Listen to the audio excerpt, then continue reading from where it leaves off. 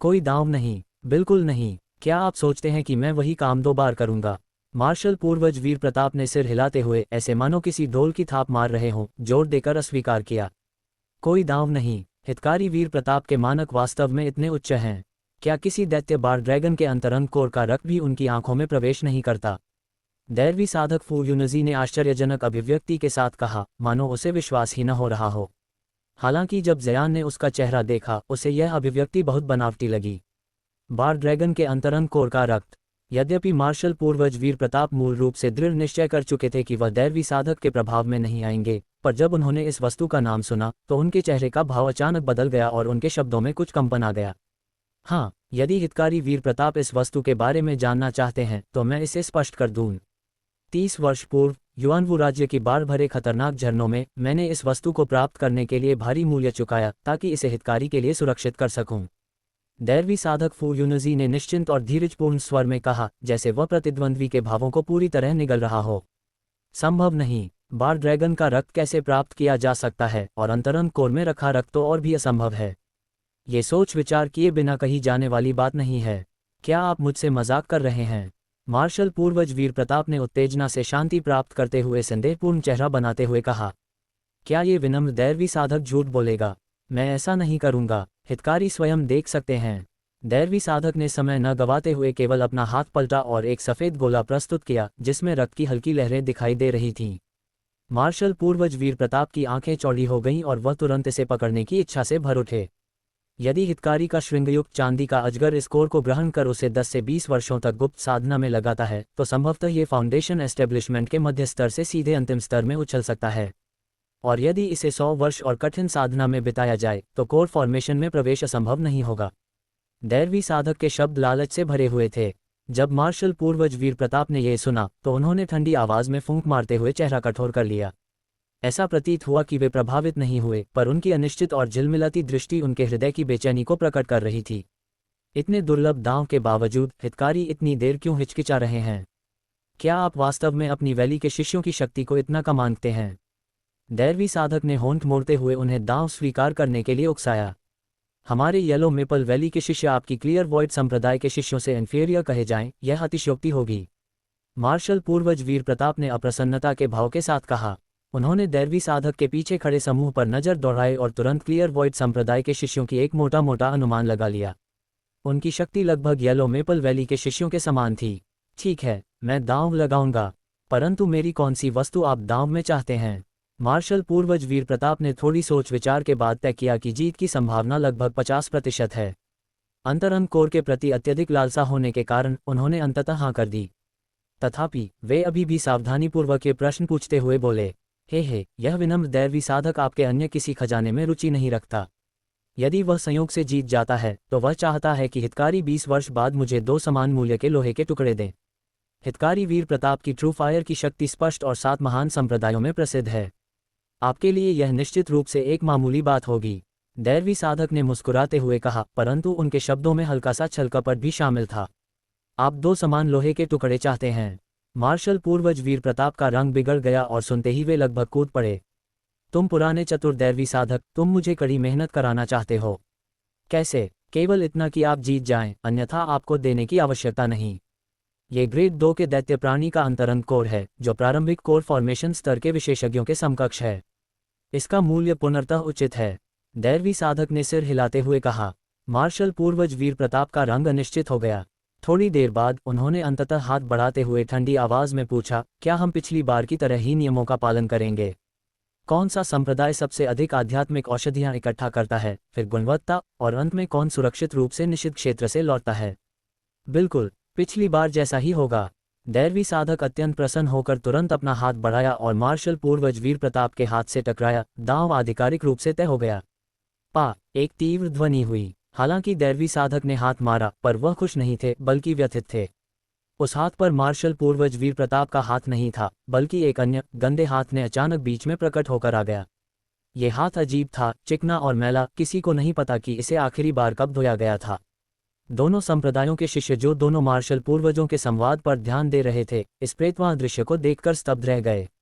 वरिष्ठ क्योंग, दैरवी साधक और मार्शल पूर्वज वीर प्रताप एक साथ हरे चेहरे के साथ चिल्लाए। कौन वरिष्ठ? मैं इसे स्वीकार नहीं कर सकता। मैं भी आप ही की तरह कोर फॉर्मेशन में हूँ, बस मैं कुछ साल पहले इसमें प्रवेश कर गया। यह आलसी स्वर बीच से आया और यह विचित्र रूप से सजे व्यक्ति द्वारा बोला गया। ये व्यक्ति नीले वस्त्र में था, जिस पर कई पैच लगे हुए थे और उसके बाल कुछ इंच लंबे थे। कमर में एक धुंधला नीला कपड़े का थैला था जो साफ सफाई का प्रतीक लग रहा था, पर उसका चेहरा इतना गंदा और चिकना था कि असली रूप नजर ही न आता हो। कुछ साल, बल्कि कई 100 साल, व्यक्ति के रूप को स्पष्ट रूप से देखने के बाद मार्शल पूर्वज वीर प्रताप और दैरवी साधक ने कड़वी मुस्कान दी और दोनों ने अफसोस भरी आह भरी। जैसा उम्मीद थी वही व्यक्ति, तथापि उन्होंने सबसे छोटी असम्मान भी प्रदर्शित नहीं की। यह विचित्र व्यक्ति न केवल नासेंट सोल स्तर में प्रवेश कर चुका था, बल्कि उसकी उम्र ही इतनी थी कि लोग डरते थे। इसके अतिरिक्त उसकी स्वनिर्मित अदृश्य पलायन तकनीक ने साधना जगत को हिला दिया और आसपास के देशों के संप्रदायों में प्रसिद्ध थी। वर्तमान 100 वर्षों में वह और भी विचित्र हो गया और अन्य कोर फॉर्मेशन विशेषज्ञों के साथ छेड़छाड़ करने का बड़ा शौकीन बन गया। इन उच्च स्तर के विशेषज्ञों में से लगभग सभी उससे थक चुके थे।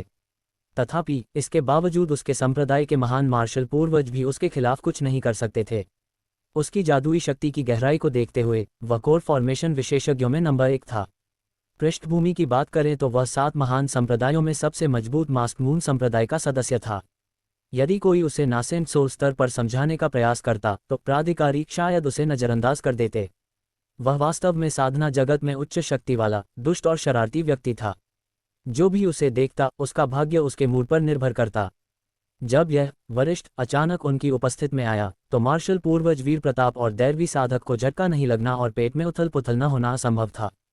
दोनों पहले ही उसके शरारतों से परेशान हो चुके थे। चूंकि तुमने दांव लगाया है ताकि तुम बहुत अकेले न रहो, इस सड़े हुए वृद्ध को भी इसमें शामिल मान लो। इस महान वरिष्ठ का मूड अच्छा था, तथापि उसके शब्दों ने दोनों को अंतहीन शिकायत करने पर मजबूर कर दिया। वरिष्ठ तो मजाक कर रहे होंगे। हमारे संप्रदायों के शिष्यों की तुलना मास्क मून संप्रदाय के प्रतिभाशाली छात्रों से नहीं की जा सकती। हम निश्चित रूप से हारेंगे, इसलिए दांव लगाने की आवश्यकता नहीं। हम सम्मानपूर्वक हार मानते हैं, दैरवी साधक ने मजबूरी में मुस्कुराते हुए कहा। मार्शल पूर्वज वीर प्रताप ने होंठ बंद किए, पर उनके चेहरे पर ऐसा भाव था जैसे वे उस शब्द के 120% पक्षधर हों। जब यह उच्चवर्गीय वृद्ध ने यह सुना तो वह ठंडी हंसी के साथ कई बार हंसे और आंखें घुमाकर अजीब स्वर में बोले, मैं इतनी अन्यायपूर्ण स्थिति कैसे ले सकता हूँ। निश्चिंत रहो, जब तक दोनों संप्रदायों का प्रदर्शन मेरे से बेहतर है तब तक इसे मेरी हार मान लो। उसके बाद तुम अपने बीच निर्णय कर सकते हो कि कौन विजेता है। वास्तव में दैरवी साधक ने यह सुनकर राहत की सांस ली। यद्यपि यह व्यक्ति मूडी था और जैसा मन करता हंसता या डांटता था, उसके शब्द निश्चित और निर्णायक थे और वह कभी अपने वादे से पलटता नहीं था। इस प्रकार ये दांव निष्पक्ष माना जा सकता था, जो दोनों को थोड़ा लाभ भी दे रहा था। मैंने अपनी मनमर्जी से ये 3 अदृश्य सुई खजाने के ताबीज तैयार किए हैं, पर मेरे कोई जूनियर्स नहीं है, इसलिए मैं इन्हें दांव में लगाऊंगा। इस वृद्ध ने हाथ उठाया और अचानक 3 ताबीज दिखाए जिन पर 7 रंग की सुई अंकित थी। फिर उसने उन्हें तुरंत वापस छुपा लिया। मार्शल पूर्वज वीर प्रताप और दैरवी साधक ने इसे देखकर अपने चेहरे पर छुपाए गए भय को नहीं रोक सके। दोनों ने एक दूसरे की आंखों में लालच देखा। ये खजाना 5 धातुओं के सार से शोधन करके तैयार किया गया था और इसे विशेष रूप से इस व्यक्ति द्वारा विकसित की गई अदृश्य पलायन तकनीक के साथ एकीकृत किया जाना था, ताकि यह बिना किसी परछाई के प्रकट हो सके और बिना किसी निशान के कहीं भी विलीन हो जाए। जैसा कि यह बिना किसी ठोस रूप के चोट पहुंचा सकता था, इसे संभालना अत्यंत कठिन था। कहा जाता था कि यह न केवल सामान्य कोर फॉर्मेशन विशेषज्ञों बल्कि नासेंट सोल स्तर के विशेषज्ञों के लिए भी एक भयंकर सिरदर्द साबित हो सकता है। ये वही खजाना था जिस पर यह वरिष्ठ व्यक्ति दूसरों को दबाने और भयभीत करने के लिए निर्भर करता था। यहाँ तक कि यदि किसी ने भी यह अदृश्य सुई खजाने का ताबीज प्राप्त कर लिया तो केवल इसकी अद्भुत अदृश्यता के कारण ही इसे जीवन रक्षा करने वाला चमत्कारी खजाना माना जा सकता था। कम से कम कोर फॉर्मेशन स्तर के विशेषज्ञ भी इस अजीब वस्तु से निपटने में असमर्थ रहते। ठीक है, ये दांव उसी उच्चवर्गीय वरिष्ठ के शब्दों के अनुसार लगाया जाएगा।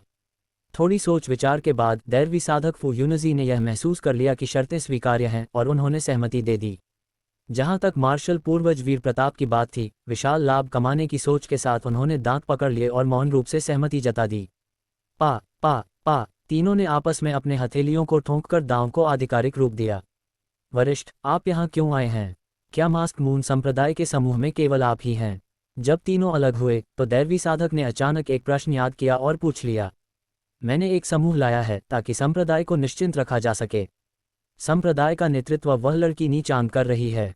मैं केवल ये देखने आया हूं कि क्या किसी अन्य संप्रदाय में कोई नया तेज और उग्र युवा प्रकट हुआ है या नहीं, यह महान वरिष्ठ बड़े आंसुओं के साथ उदासीन स्वर में बोले। अब जब मैंने देखा, वे लगभग एक जैसे ही हैं। मेरा अनुमान है कि मार्शल भतीजे के संप्रदाय के वास्तव में प्रतिभाशाली शिष्य शायद ही सामने आएं। उन्हें निश्चित रूप से खजाने की तरह संभाला जाएगा। सोचो, यदि उन्होंने खतरनाक परिस्थितियों का सामना नहीं किया तो प्रतिभा का क्या उपयोग। जिस क्षण वे दुष्ट प्राणियों से मिलेंगे, उन्हें भीड़ों की तरह मारा जाएगा। इस वरिष्ठ ने स्पष्ट रूप से संप्रदाय की नीति का बहुत विरोध किया और उनके चेहरे पर एक ऐसा भाव था जैसे कह रहे हों, आप सभी गंभीर रूप से गलत हैं। जब मार्शल पूर्वज वीर प्रताप और दैरवी साधक फू यूनजी ने यह सुना, उनके चेहरे पर कोई बदलाव नहीं आया, पर उनके हृदय में चुपचाप शाप भरे विचार उठ रहे थे। ये बूढ़ा विचित्र व्यक्ति इतनी सहजता से यह कैसे कह सकता है? हमारे संप्रदाय अपने अधिक प्रतिभाशाली शिष्यों को इतनी खतरनाक, लगभग मृत्यु भरी परीक्षा में क्यों भेजेंगे? क्या वह हमें मूर्ख समझता है? वे अन्यत्र अनुभव प्राप्त कर सकते हैं, यहाँ इतनी खून खराबा वाली निषिद्ध भूमि में आने की क्या आवश्यकता है? स्वाभाविक रूप से ये विचार केवल उनके हृदय में दबाए गए और उन्होंने इसे इस वरिष्ठ के सामने बोलने की हिम्मत नहीं की, अन्यथा ये स्वयं पर दुर्भाग्य लाने के समान होता। दैरवी साधक और मार्शल पूर्वज दोनों चतुर थे। इससे यह और अधिक स्पष्ट हुआ कि साधना की दुनिया में जिनके पास विशाल शक्ति है, उनकी सोच भी सरल और स्पष्ट होती है।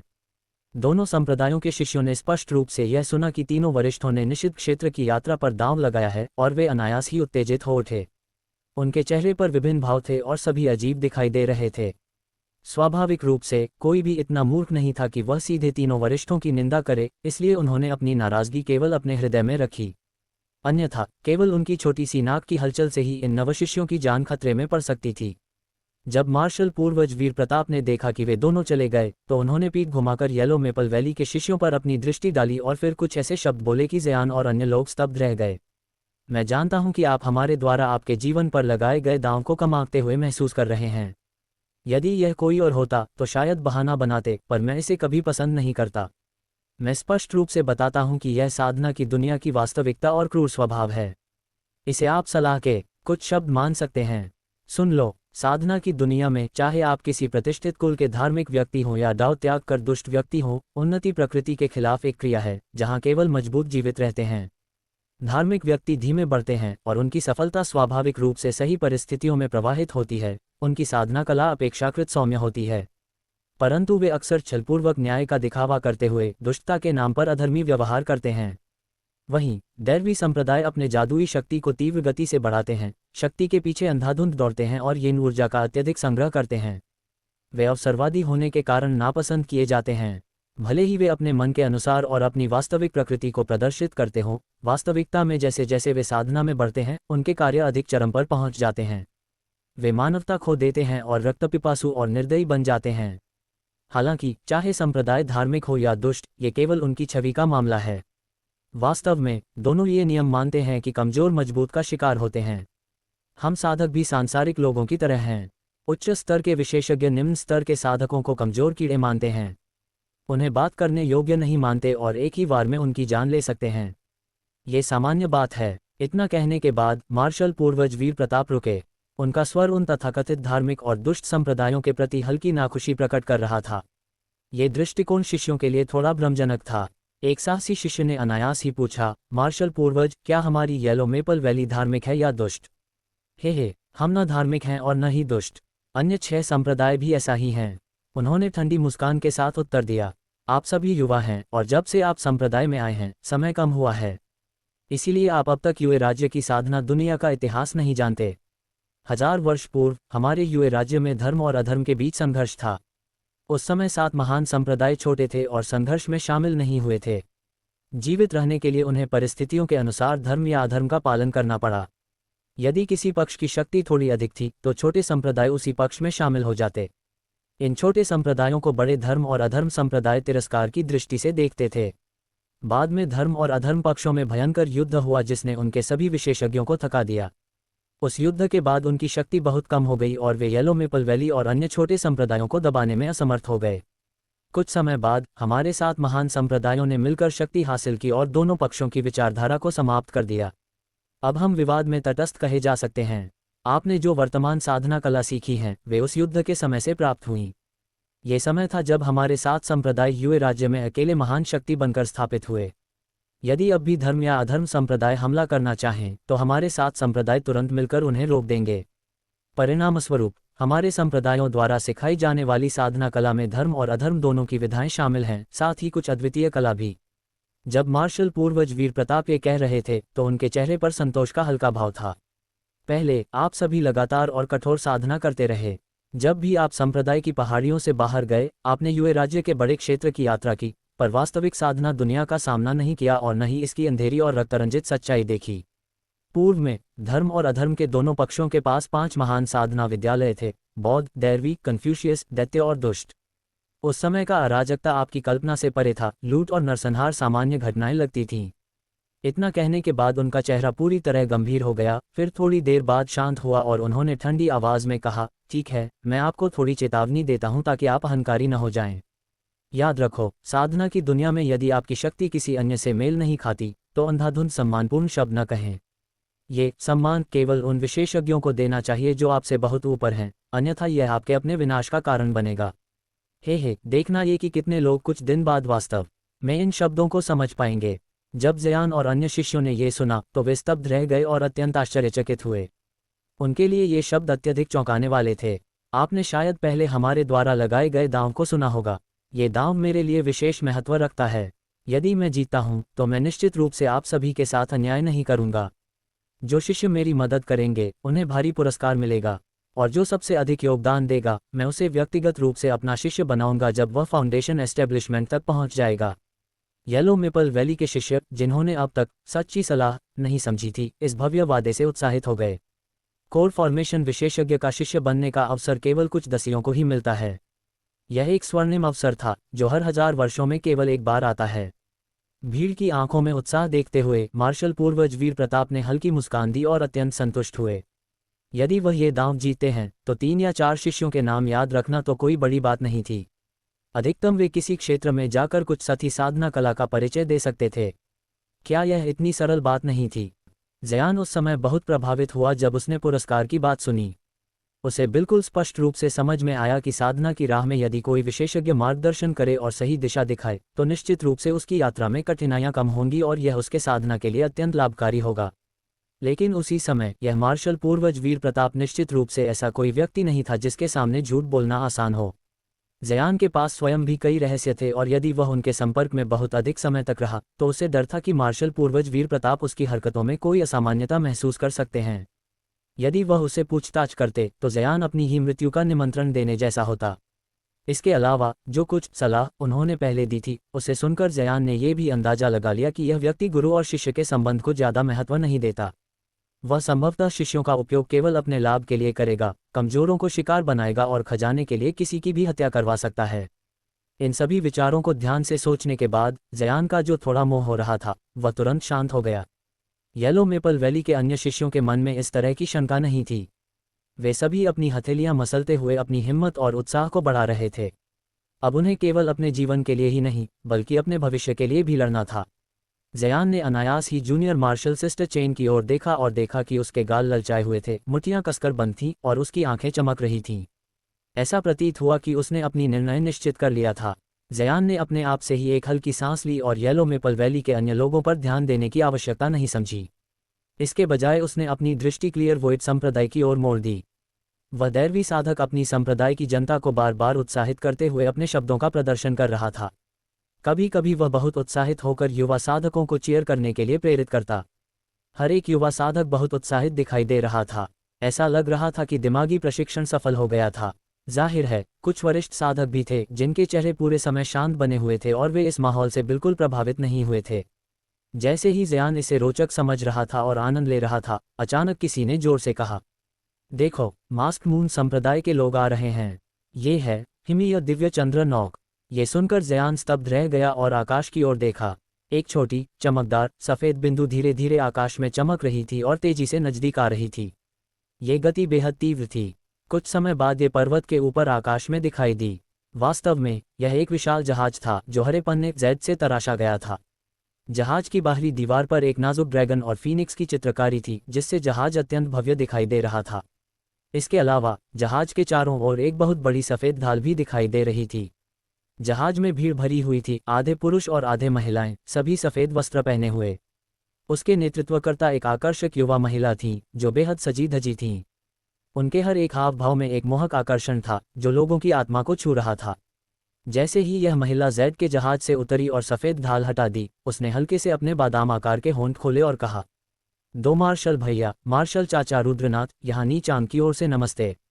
मार्शल पूर्वज वीर प्रताप और दैरवी साधक महागुरु वीरसेन साहपूर्वक उसका सम्मान लौटाने के लिए झुक गए। दूसरी ओर वरिष्ठ काव्य नयन ने मुस्कराते हुए हवा में अपने आप को धुंधला कर दिया और गायब हो गया, पीछे एक वाक्य और गर्वपूर्ण लेकिन अजीब हंसी छोड़ते हुए। 7 दिनों में मैं फिर यहाँ लौटूंगा, पहले से दांव तैयार रखो, इस बार मैं निश्चित रूप से जीतूंगा। दैरवी साधक और मार्शल पूर्वज ने एक दूसरे की ओर देखा। वे यह नहीं समझ पा रहे थे कि इस बूढ़े व्यक्ति को इतनी आत्मविश्वास क्यों है। उन्होंने पहले ही देखा था कि मास्क मून संप्रदाय के शिष्य वास्तव में उनके दोनों संप्रदायों से अधिक शक्तिशाली थे, फिर भी इस तरह की गर्व क्यों। युवती की सुंदर आंखों ने चारों ओर देखा और जिज्ञासावश पूछा। दांव का विवरण जानने के बाद वह हंसी नहीं रोक सकी। उसकी हंसी फूल की शाखाओं को झुलसा सकती थी और लोगों की आत्माओं को अपनी ओर खींच सकती थी। उस युवती की मोहक अदाओं ने तीनों संप्रदायों के कई युवा पुरुष शिष्यों को ऐसा घूरने पर मजबूर कर दिया कि उनके मुंह में पानी आ गया। लेकिन दैरवी साधक और मार्शल पूर्वज वीर प्रताप को इस अद्भुत दृश्य से कोई फर्क नहीं पड़ा, क्योंकि उनके दिलों में केवल निराशा और भय था। वे महसूस कर रहे थे कि जैसे वे किसी जाल में फंस गए हों। उनके चेहरे स्वाभाविक रूप से कड़वे हो गए। क्या संभव है कि मास्क मून संप्रदाय ने इस यात्रा के लिए कोई खास हथियार तैयार किया हो जो दोनों संप्रदायों को दबा सके। दोनों ने अपने आप को काबू में रखा।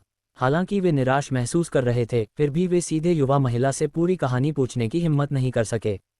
वहीं नीचांग ने स्वाभाविक रूप से ऐसा दिखावा किया कि उन्हें इस बारे में पता नहीं है और इसका आनंद लेते हुए बातचीत को किसी अन्य विषय पर मोड़ दिया।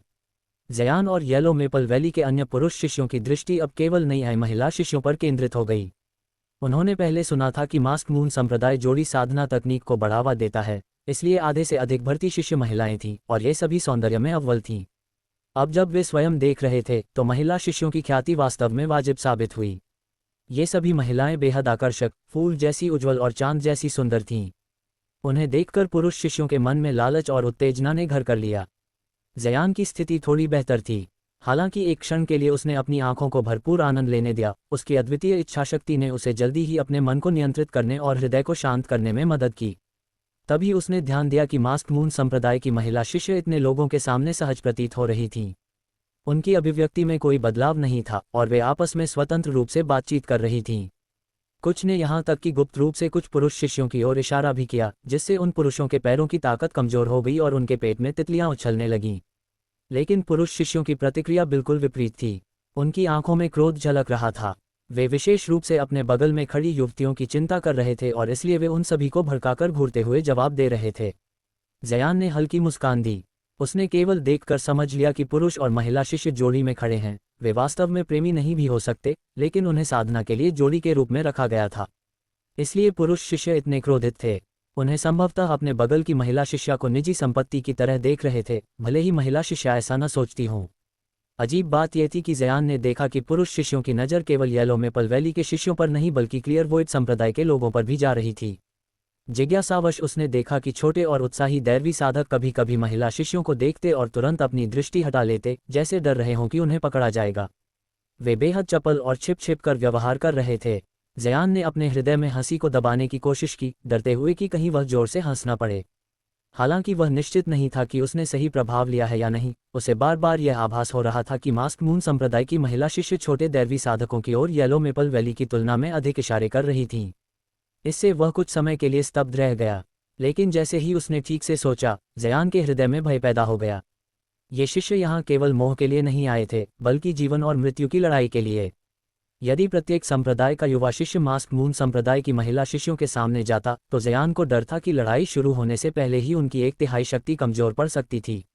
आखिरकार हर कोई इन खूबसूरत महिलाओं को सीधे मात नहीं दे सकता था। और जो सबसे अधिक आश्चर्यजनक था, वह ये कि मास्क मून संप्रदाय के सभी शिष्य, चाहे पुरुष हो या महिला, बहुत युवा थे। उनमें से कोई भी बूढ़ा नहीं लग रहा था, जो कि बिल्कुल समझ में नहीं आया। यदि कोई कहे कि इनमें से कुछ वास्तव में अनंत युवावस्था रखने वाले बूढ़े राक्षस हैं, तो जयान बिल्कुल विश्वास नहीं करता। उनके मोहक हावभाव को देखकर यह प्रतीत होता था कि उनकी आयु केवल लगभग 20 वर्ष है और उनके शरीर में उम्र के कोई संकेत नहीं थे। लेकिन चूंकि रक्त और अग्नि की परीक्षा को लगभग आत्मघाती यात्रा कहा जाता था, इसलिए इतने सारे युवा लोग अपने दम पर मरने के लिए नहीं आए होंगे। और यदि ऐसा होता भी, तो इतने सारे जोड़े कैसे बन पाए। जयान इसे मानने से पहले ही मर जाता। येलो मेपल वैली और क्लियर वोइड संप्रदाय की कतार में कुछ वृद्ध सदस्य भी थे। क्योंकि उनका समय लगभग समाप्त होने को था, यदि वे इस यात्रा में भाग नहीं भी लेते तो उनकी मृत्यु निश्चित थी। इसलिए उन्होंने अंतिम प्रयास में भाग लिया। यदि वे फाउंडेशन एस्टेब्लिशमेंट बिल प्राप्त करने में सफल होते और फाउंडेशन एस्टेब्लिशमेंट में प्रवेश पाते तो उनकी किस्मत पूरी तरह बदल सकती थी। हालांकि कोर फॉर्मेशन तक पहुंचने की कोई उम्मीद नहीं थी, लेकिन अतिरिक्त 100 वर्षों तक जीवित रह पाना भी एक लाभ था। हालांकि इन विचारों के साथ इतने वृद्ध शिष्य बहुत अधिक नहीं थे, कुल मिलाकर दोनों संप्रदायों से 7 या 8 व्यक्ति ही आए थे। वहीं मास्क मून संप्रदाय से कोई भी वृद्ध शिष्य नहीं था। यह जयान की नज़र में थोड़ा अजीब लग रहा था। मार्शल पूर्वज वीर प्रताप और दैरवी साधक महागुरु वीरसेन को भी यह समझ में आया कि कुछ गड़बड़ है और उनके चेहरे और भी गंभीर हो गए। हालांकि वे अभी भी नीचांग के साथ बात कर रहे थे, लेकिन कोई भी यह समझ सकता था कि उनके विचार कहीं और भटक गए हैं। थोड़ी देर बाद अन्य 4 संप्रदायों के शिष्य एक एक करके पहुंचे। जयान पर सबसे अधिक प्रभाव डालने वाले थे जॉइंट स्वॉर्ड संप्रदाय और स्पिरिट बीस्ट माउंटेन के शिष्य। जॉइंट स्वॉर्ड संप्रदाय के सभी लोग पुरुष थे। वे सभी काले वस्त्र पहनकर आए थे। प्रत्येक के पीठ पर एक विशाल बिना कवच की तलवार लटक रही थी। उनके चेहरे पर अत्यंत ठंडी अभिव्यक्ति थी और वे सभी मृत्युभयपूर्ण ऊर्जा का संचार कर रहे थे। स्पिरिट बीस्ट माउंटेन के लोग बेहद रंगीन और चमकदार वस्त्र पहनकर आए, जिनमें अनेक जेबें थीं। उनके वस्त्रों में कुछ जीवित प्राणी भी चलते फिरते प्रतीत हो रहे थे। यह अन्य संप्रदायों के शिष्यों के लिए बहुत डरावना था। जहां तक सेबर ट्रांसफॉर्मेशन डॉग और हिवेनली इंपीरियल फोर्ट्रेस के शिष्यों की बात थी, उनके वस्त्रों को छोड़कर जयान की दृष्टि में वे कम से कम सामान्य ही दिखाई दिए। वे येलो मेपल वैली के शिष्यों जैसे ही थे और उनमें से कई चुपचाप अपने बीच फुसफुसा रहे थे। उनके चेहरे पर हल्की चिंता और उत्तेजना स्पष्ट थी। जब सभी संप्रदायों के वरिष्ठ नेता एकत्र होकर यह विचार कर रहे थे कि किस प्रकार प्रतिबंधित क्षेत्र को खोला जाए, जयान किसी भी तरह से निष्क्रिय नहीं था। वह हर संप्रदाय के खतरनाक और निर्दयी व्यक्तित्वों का गहन अवलोकन कर रहा था और यह आंकलन कर रहा था कि किन चरित्रों के सामने वह स्वयं को छुपा सके, किनके पीछे शरण ले सके या किनसे भागकर अपनी रक्षा कर सके। विशेषकर जब वह उन कुछ विशेषज्ञों की ओर देख रहा था जिनकी साधना कला की 13वीं परत के शिखर पर पहुंची हुई थी, जयान ये सोच रहा था कि क्या वह किसी भी प्रकार से झूठ बोलकर या बहादुरी दिखाकर प्रतिद्वंद्विता में उलझने से बच सकता है। उसे बिल्कुल भी वह स्थिति नहीं दोहरानी थी जैसी वरिष्ठ मार्शल भाई लू के साथ हुई लड़ाई में थी, जहां उसने अपनी सारी जादुई शक्ति खर्च कर दी थी। ये ज्ञात होना चाहिए कि यह परिस्थितियां पिछली बार से बिल्कुल भिन्न थीं। इस बार उसे केवल एक विरोधी का सामना नहीं करना था, बल्कि उसके सामने बड़ी संख्या में लाल आंखों वाले साधक थे। यदि उसने अपनी शक्ति को संरक्षित नहीं किया और लगातार जवाब देने के लिए अपनी शक्ति बनाए नहीं रखी, तो वह निश्चित रूप से सबसे पहले समाप्त होने वालों में से एक बन जाता। जैसे ही वह किनारे से निरीक्षण कर रहा था और सोच में डूबा था, अचानक उसे ऐसा लगा कि कोई उसकी ओर घूर रहा है। वह हल्का चकित हुआ और अपनी दृष्टि वापस उस ओर मोड़ने से खुद को रोक नहीं सका। स्पिरिट बीस्ट माउंटेन की एक महिला शिष्य थोड़ी झिझकते हुए जयान की ओर देख रही थी। जब उसने उसकी सुंदर आकृति देखी तो उसे कुछ परिचित सा महसूस हुआ। जयान चकित रह गया, उसे वह महिला पहचान में आ गई। उसकी स्मृति के गहरे हिस्से से एक सुडौल आकृति उभरकर सामने आई। ये वही लड़की है जिसने मुझे ग्रेट साउथ वैली में गोल्डन सिंगेरिटी ब्रश बेचा था। वह स्पिरिट बीस्ट माउंटेन में कैसे पहुंच गई और रक्त और अग्नि की इस परीक्षा में भाग ले रही है। युवा महिला पहले से भी अधिक मोहक लग रही थी, जिससे जयान का मन थोड़ा भ्रमित हो गया। हालांकि उसकी आसानी से ललचाती हुई शर्मीली चेहरा उसकी स्मृति में ताज़ा था और वह उसके प्रति बहुत ही अनुकूल महसूस कर रहा था। इस विचार के साथ वह उस महिला की ओर अनायास मुस्कुराया। स्पष्ट था कि युवा महिला ने जयान की मुस्कान देख ली थी, क्योंकि उसके दोनों गाल अचानक लाल हो गए। ऐसा प्रतीत हुआ कि वह पहले की तरह सहज ही लज्जित हो जाती थी। उस महिला के पीछे खड़ा पूरी दाढ़ी वाला पुरुष जयान और महिला के इस परस्पर हाव भाव को देखकर गंभीर हो गया और उसके चेहरे का रंग उड़ गया। उसने अचानक कठोर स्वर में महिला से कुछ कहा और महिला का चेहरा तुरंत पीला पड़ गया। उसने चुपचाप अपना सिर झुका लिया और अब जयान की दिशा में देखने की हिम्मत नहीं की। उस पुरुष ने इसे यही नहीं छोड़ा और घृणास्पद दृष्टि से जयान को घूरते हुए खड़ा रहा। जयान ने भौहें चढ़ाईं। ऐसा प्रतीत हुआ कि लड़की के स्पिरिट बीस्ट माउंटेन में बिताए दिन अत्यंत कठिन रहे हैं। ये पूरी दाढ़ी वाला पुरुष वास्तव में वह निर्दयी व्यक्ति था जिस पर उसने पहले ध्यान दिया था, एक ऐसा शिष्य जिसकी साधना कला 13वीं परत पर थी। ये युवा महिला उसकी कड़ी निगरानी में थी। ये निश्चित था कि उसने बहुत कुछ सहा था। हालांकि जयान स्पिरिट बीस्ट माउंटेन का कोई सदस्य नहीं था और जब वे प्रतिबंधित क्षेत्र में प्रवेश करेंगे तो वर्तमान में जिनसे दुश्मनी नहीं है वे भी दुश्मन बन जाएंगे। इसलिए उसने किसी भी उकसावे पर प्रतिक्रिया नहीं दी और घृणित दृष्टि की ओर ध्यान नहीं दिया। जयान की यह कार्रवाई उस दाढ़ी वाले पुरुष को इतना क्रोधित कर गई कि उसका चेहरा लाल हो गया। लेकिन उसके पास जयान को पकड़ने का कोई तरीका नहीं था और कोई बेहतर विकल्प न होने पर उसने महिला की ओर सिर घुमाकर कम आवाज में कई शब्द बोले, जिससे पास खड़े स्पिरिट बीस्ट माउंटेन के शिष्यों में एक हलचल मच गई और उनमें से अधिकांश ने उस महिला की ओर घृणा भरी दृष्टि से देखा। जयान गुस्से में होने के बावजूद उदास हुआ और महिला के प्रति उसकी सहानुभूति बढ़ गई। हालांकि वह इतनी दूरी पर खड़ा था कि वह दाढ़ी वाले पुरुष की कही बातें स्पष्ट रूप से सुन नहीं सकता था, क्योंकि वह फिर उस महिला के साथ अन्याय नहीं करना चाहता था। जयान ने इस असभ्य और महिलाओं का सम्मान न करने वाले पुरुष को उकसाना बंद कर दिया। हालांकि उसे विश्वास था कि उसके पास पर्याप्त उपाय हैं जिससे वह इस व्यक्ति को क्रोध से भर सकता है, जबकि वह बदला नहीं ले सके। इसी समय प्रत्येक संप्रदाय के मार्शल पूर्वज अपनी वार्ता समाप्त करके अपने शिष्यों के पास लौट आए। उन्होंने अपने कनिष्ठों को लेकर हवा में उड़ान भरी और प्रसिद्ध प्रतिबंधित क्षेत्र की ओर बढ़े। कई घंटे उड़ान भरने के बाद वे युआनवू राज्य की सीमा पर पहुंचकर एक विशाल पीली मिट्टी की ढाल पर उतरे, जिसकी कोई अंत नहीं था। वहां केवल पत्थरों का ढेर था, घास का एक भी तिनका नहीं दिख रहा था। दूर दूर तक केवल पीली असीमित भूमि ही दिखाई दे रही थी। क्या ये वही स्थान हो सकता है? जयान और अन्य लोग अत्यंत आश्चर्यचकित थे। ये वास्तव में ऐसा स्थान नहीं प्रतीत हो रहा था जहां स्वर्ग और पृथ्वी की आध्यात्मिक वस्तुएं पनपती हों। कुछ कोर फॉर्मेशन विशेषज्ञ फिर से एकत्र हुए और कुछ शब्द कहे। इसके बाद जॉइंट स्वॉर्ड संप्रदाय का एक लंबा और मजबूत विशेषज्ञ अचानक अकेले बाहर निकला। उसने लगभग 10 कदम बढ़कर रुक गया। उसने अपनी बाईं हथेली फैलाई और जमीन से पीली रोशनी निकली। ऐसा लगा जैसे पीली ड्रैगन की आकृति मिट्टी से निकलकर उसके हाथ में विशाल मिट्टी की तलवार में बदल गई हो। उसने अपने दाहिने हाथ की एक उंगली से तलवार के हत्थे से उसकी नोक तक धीरे से छुआ, जिससे एक चमकदार सफ़ेद रोशनी उभर गई और मिट्टी की तलवार तुरंत भूरे रंग की विशाल और भारी पत्थर की तलवार में बदल गई। ये मिट्टी को पत्थर में बदलने की कला एक मध्य स्तरीय जादुई तकनीक थी, जिसने सातों संप्रदायों के शिष्यों को आश्चर्यचकित कर दिया और उनके ज्ञान का विस्तार किया। इसके बाद जॉइंट स्वॉर्ड संप्रदाय के विशेषज्ञ ने तलवार को दोनों हाथों में महसूस किया, शरीर झुकाया और जोर से चिल्लाते हुए पत्थर की तलवार को एक उल्कापिंड की तरह तेजी से हवा में फेंक दिया। ये घटना वहां उपस्थित सभी लोगों के मन को हिला देने वाली थी।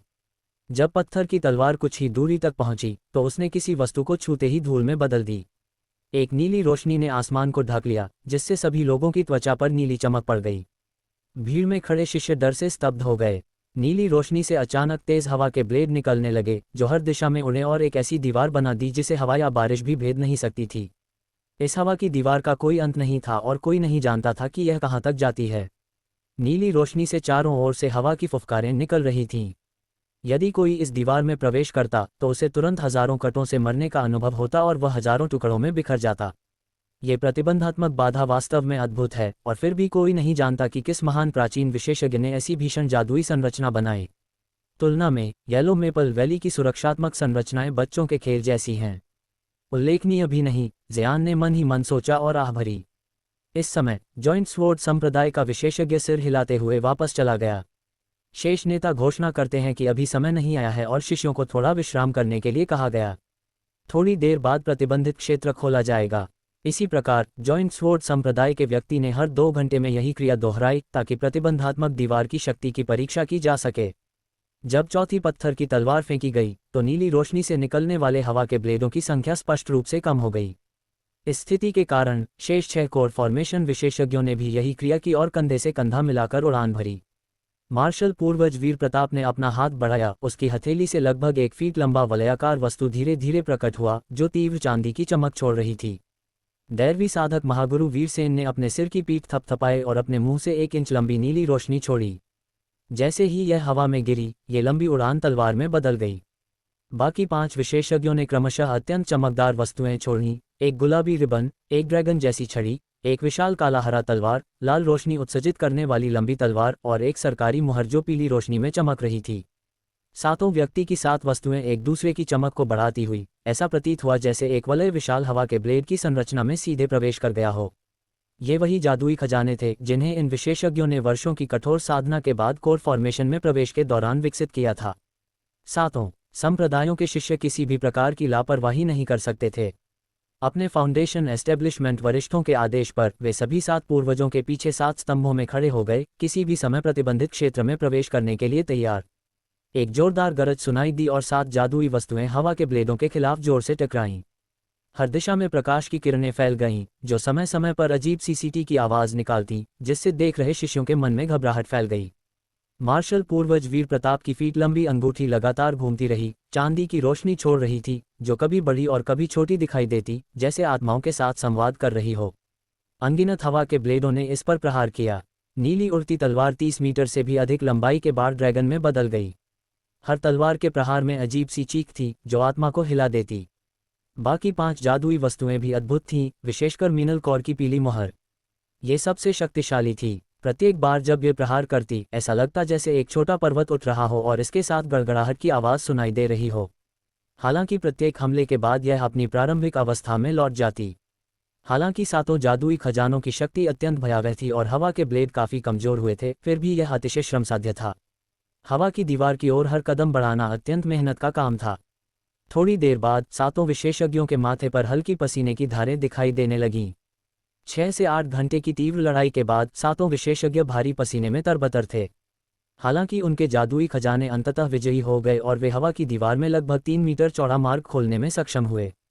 किसी को ये देखने की अनुमति नहीं थी कि उस मार्ग के परे क्या था। जल्दी प्रवेश करो, हम अधिक समय तक सहन नहीं कर पाएंगे, दैरवी साधक ने अग्रसर होकर चिल्लाया। क्योंकि सातों में उसकी जादुई शक्ति सबसे कमजोर थी, वह सबसे अधिक पसीना बहा रहा था। सातों संप्रदायों के शिष्यों ने ये सुनते ही किसी भी प्रकार की लापरवाही नहीं की और बारी बारी से उस मार्ग में प्रवेश किया। उस क्षण हर कोई मौन और गंभीर अभिव्यक्ति के साथ खड़ा था। सभी जानते थे कि जैसे ही वे प्रतिबंधित क्षेत्र में प्रवेश करेंगे, हर कोई जीवन मृत्यु का दुश्मन बन जाएगा।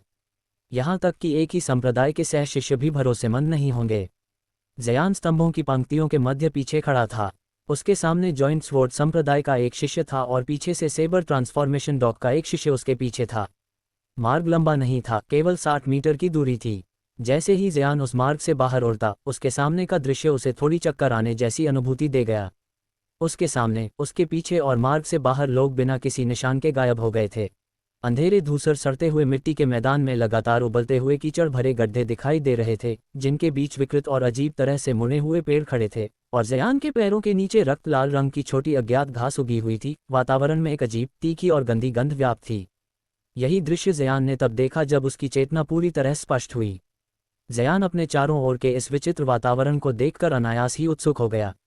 उसने सबसे पहले अपने चारों दिशाओं में सावधानीपूर्वक नज़र दौड़ाई कि कहीं उसके आसपास कोई अन्य व्यक्ति तो नहीं है।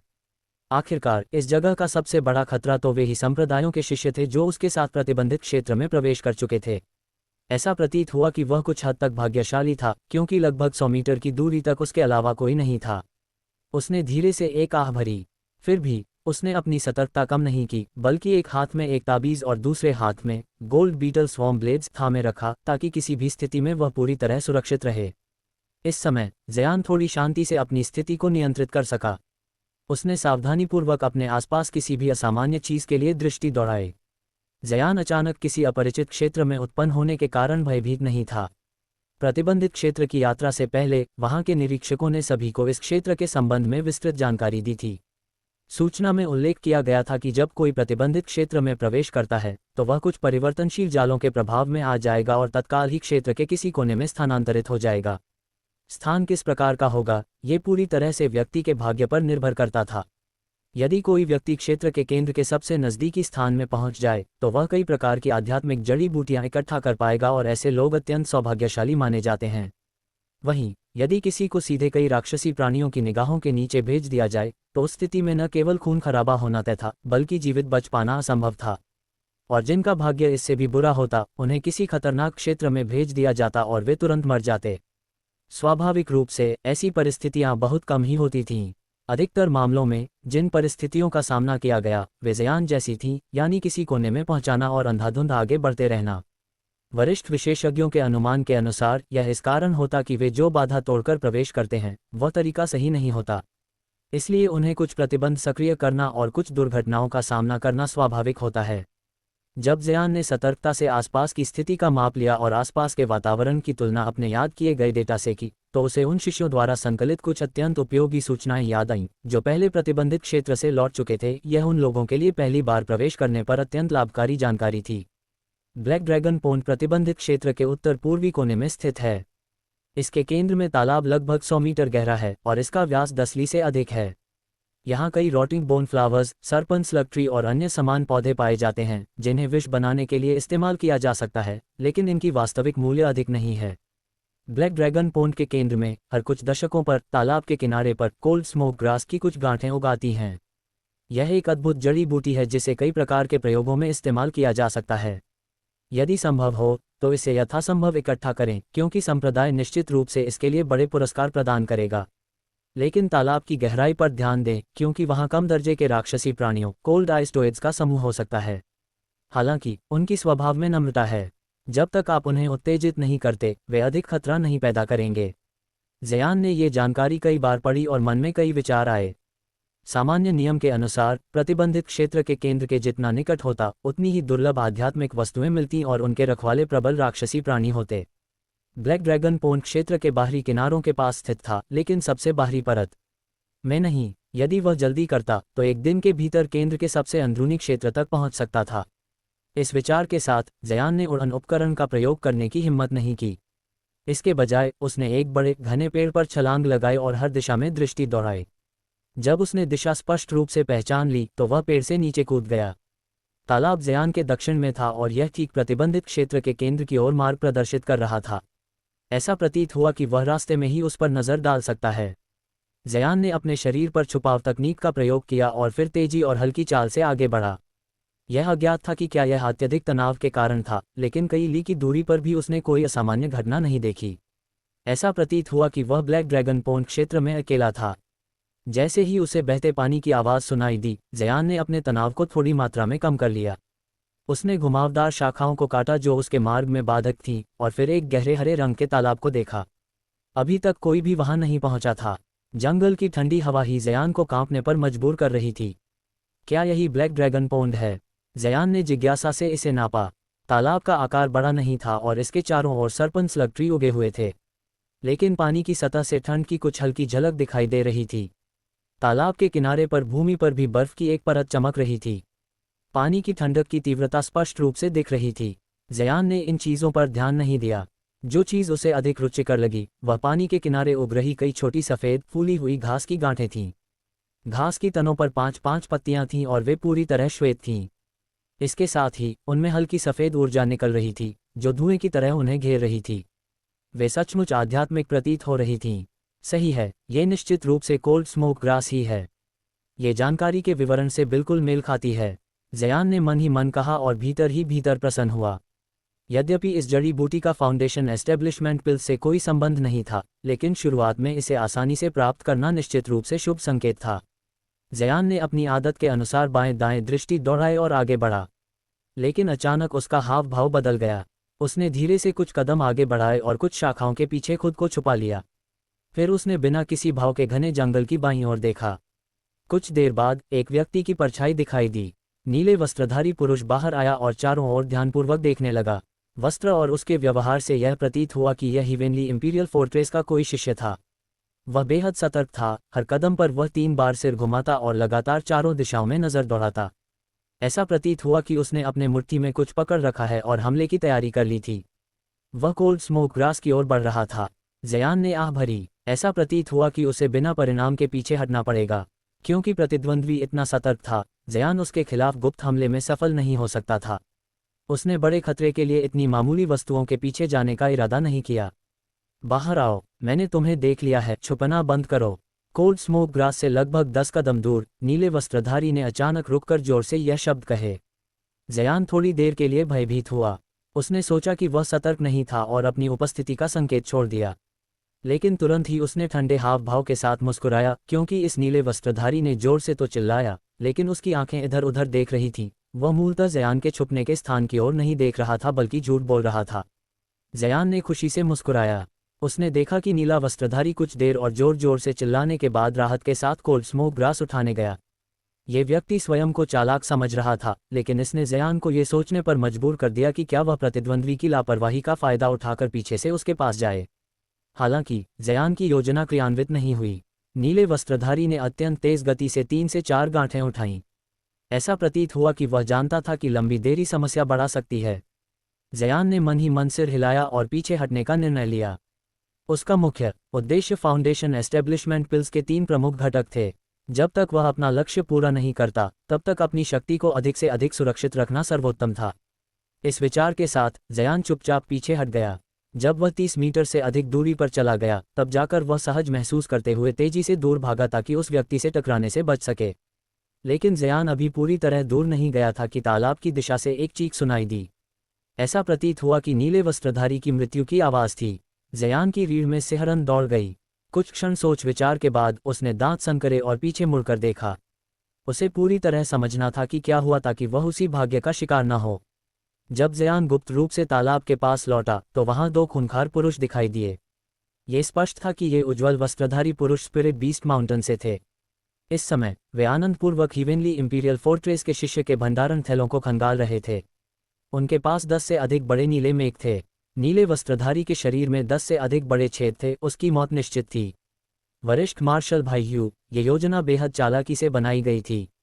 जब हमने इस मूर्ख को देखा तो हमने उसे सामने से हमला नहीं किया, बल्कि जल्दी से ब्लैक ड्रैगन पॉन्ड के पास छिप गए।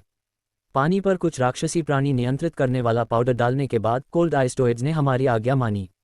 हे, मैंने सोचा नहीं था कि थोड़ी हलचल भी उसकी ध्यान खींच देगी और राक्षसी प्राणी अचानक पीछे से हमला कर देंगे। कई बर्फ की सुइयां उभरी और तुरंत इस मूर्ख की हत्या कर दी। शायद उसने ये सोचा भी नहीं होगा कि कम स्तर के राक्षसी प्राणियों से उसकी मृत्यु होगी। इस व्यक्ति के पास सच में काफी धन था। वरिष्ठ मार्शल भाई, दवा लेने की बजाय यहाँ छिपकर दूसरों को कोल्ड स्मोक ग्रास के लिए लुभाना बेहतर नहीं होगा। ये कहते हुए युवक ने लालच भरे स्वर में हीवेनली इंपीरियल फोर्ट्रेस शिष्य के शव को जोर से ठोकर मारी। हूंफ, तुम्हारे सपनों में ही सही, एक गंभीर स्वर में नीले वस्त्रधारी व्यक्ति ने कहा, जबकि उसका साथी, जो उम्र में थोड़ा बड़ा और अधिक अनुभवी लग रहा था, उसे समझा रहा था, तुम अपने दिमाग का इस्तेमाल क्यों नहीं कर रहे? हम दोनों मार्शल भाई एक साथ यहाँ भेजे गए, ये हमारे लिए पहले से ही बड़ी किस्मत है। कम से कम हमारी जीवित रहने की संभावना तो बाकी लोगों से कहीं अधिक है। इस आदमी को निकाल फेंकना भी केवल संयोग था। क्या तुम्हें लगता है कि मैं इतना धैर्यवान हूं कि शिकार का खेल खेलने के लिए बेकार बैठूं? हमें जंगली पुरुषों का सामना करने से डरना नहीं चाहिए और हमारे दांत पीसने चाहिए। आखिरकार क्या हम पहले से ही अपने जीवन को खतरे में डालकर इस स्थान में प्रवेश नहीं कर चुके हैं? और यह शापित स्थान तो किसी के रहने की जगह ही नहीं है। हमें तुरंत केंद्र क्षेत्र की ओर बढ़ना चाहिए और खतरे का फायदा उठाना चाहिए। यही सबसे उचित योजना है। बड़े और अधिक अनुभवी शिष्य का स्वर स्पष्ट रूप से यह दर्शा रहा था कि वह दोनों में अधिक बलशाली और चतुर था। जबकि वह अपने साथी को समझा रहा था, उसकी आंखें हर दिशा में घने जंगल के गहरे हिस्सों को लगातार झांक रही थीं, जैसे वह किसी भी अप्रत्याशित खतरे के लिए सतर्क हो। ज़यान ये देखकर और भी अधिक सावधान हो गया और उसने अपनी की प्रतिबंध तकनीक का पूर्ण उपयोग किया, साथ ही अपने श्वास को भी रोक रखा ताकि वह सबसे मामूली रूप में भी उजागर न हो। और जिस मूर्खतापूर्ण विचार से उसने सोचा कि वह अकेले ही उन दोनों का सामना कर लेगा, उस पर उसने बिल्कुल ध्यान ही नहीं दिया। वह जानता था कि ऐसा करना पुनर्तः मूर्खतापूर्ण होगा।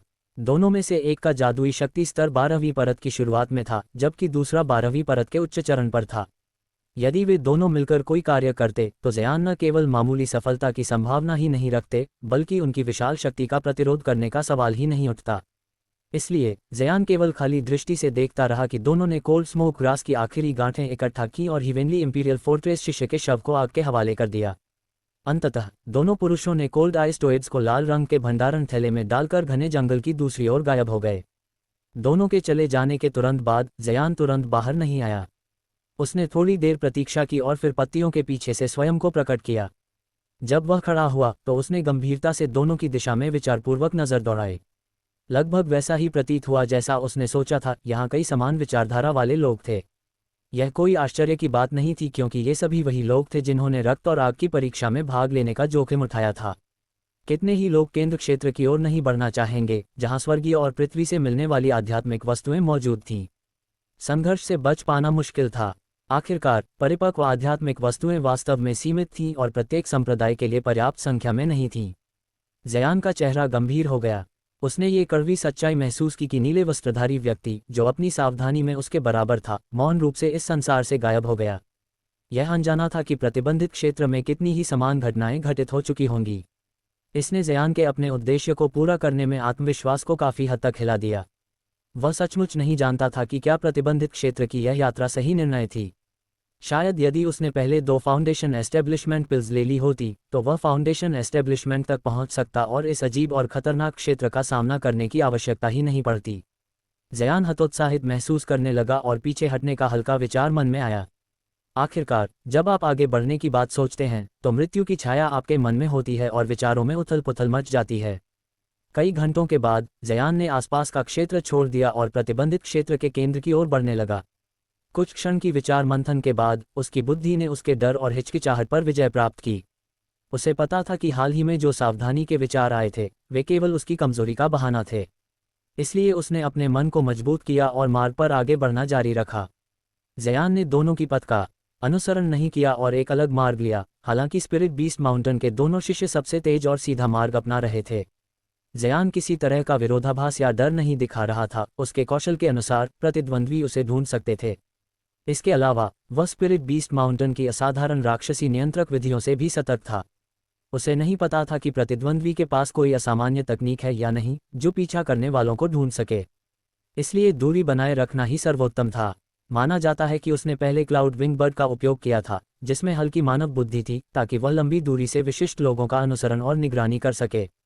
यह अनुमान लगाया जा सकता है कि स्पिरिट बीस्ट माउंटेन के पास भी समान नियंत्रण विधियां हैं। उनके तरीके और अधिक चालाक और गुप्त होने निश्चित हैं। आखिरकार वे साधक हैं, जयान भू के तरीके उनसे तुलना नहीं कर सकते। क्लाउड विंग बर्ड के संबंध में जयान को थोड़ी खेद की भावना हुई। जब उसने येलो मेपल वैली में प्रवेश किया तो उसने ध्यान आकर्षित न होने देने के लिए उस पक्षी को ताई युए माउंटेन रेंज में छोड़ दिया, जिससे वह स्वतंत्र रूप से घूम सके। परिणामस्वरूप पक्षी अक्सर अपने स्वामी जयान की तलाश में लौटता रहा, अपने पसंदीदा भोजन येलो चेस्टनट पिल के लिए। लेकिन लंबे समय के बाद वह कम और कम लौटने लगा। जब जयान को अपनी गलती का एहसास हुआ तब तक पक्षी जंगली बन चुका था और किसी दूरस्थ क्षेत्र में उड़ चुका था, कभी लौटकर नहीं आया। इससे जयान का मन बहुत दुखी हुआ, क्योंकि यह यात्रा में अत्यंत उपयोगी होता। जयान को यह नहीं पता था कि उसके द्वारा अपनाया गया लंबा मार्ग वास्तव में आपदा से बचने का कारण बना। जब दोनों स्पिरिट बीस्ट माउंटेन के शिष्य ब्लैक ड्रैगन पॉन्ड से चले गए तो उन्होंने बड़े क्षेत्र में रेनबो मॉथ्स छोड़ दिए। ये सुंदर उड़ने वाले कीट चारों ओर फैल गए और लगभग 300 मीटर के क्षेत्र में घने रूप से फैल गए।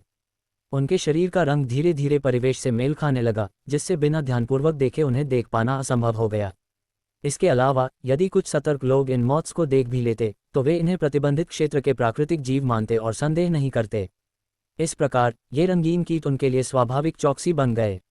जैसे ही कोई उनकी चेतना क्षेत्र में प्रवेश करता, वे तुरंत दोनों को सूचित करते और उन्हें प्रतिक्रिया की योजना बनाने का अवसर देते। ये जीवित अलार्म नेटवर्क था जिसे स्पिरिट बीस्ट माउंटेन के शिष्यों द्वारा कुशलता से बनाया गया था। अपने संप्रदाय के शिष्य इसे पहले से जानते होते, लेकिन उनके माध्यम से किसी भी व्यक्ति के गुप्त हमले का सामना करना असंभव था। असल में जयान की ब्लैक ड्रैगन पॉन्ड में निर्णय लेना उसकी बड़ी किस्मत थी। दोनों शिष्य ने वहां मॉथ्स नहीं छोड़े थे और केवल चले जाने के बाद ही छोड़े। यदि पहले ही छोड़ दिए होते तो जयान उनके ध्यान से नहीं बच पाता। ये लापरवाही या भूल का मामला नहीं था। मॉथ्स ठंड से स्वाभाविक रूप से भयभीत थे। यदि तापमान थोड़ा भी कम होता तो वे जम जाते और एक एक कर मर जाते। यह उनके लिए वास्तव में खेदजनक होता। ब्लैक ड्रैगन पॉन्ड का पानी अत्यंत अजीब था और असाधारण ठंडक वाला था। इसके पास की भूमि पूरी तरह से सर्दियों जैसी हो गई थी। इन परिस्थितियों में वे अपनी रेनबो मॉथ्स छोड़ने की हिम्मत कैसे कर सकते थे जब वे मर जाती। जयान को इस बात का कोई अंदाजा नहीं था कि उसके कार्यों ने आपदा को टाल दिया। वह वर्तमान में एक अजीब चट्टान के नीचे खड़ा था और अपने पैरों के पास दो विकृत शवों को देख चुप था। एक शव काले तन परिधान में था, लंबा और भारी कद वाला, और उसकी बड़ी हथेलियां थीं। उसके गले में एक पतली गहरा लाल रक्त रेखा थी।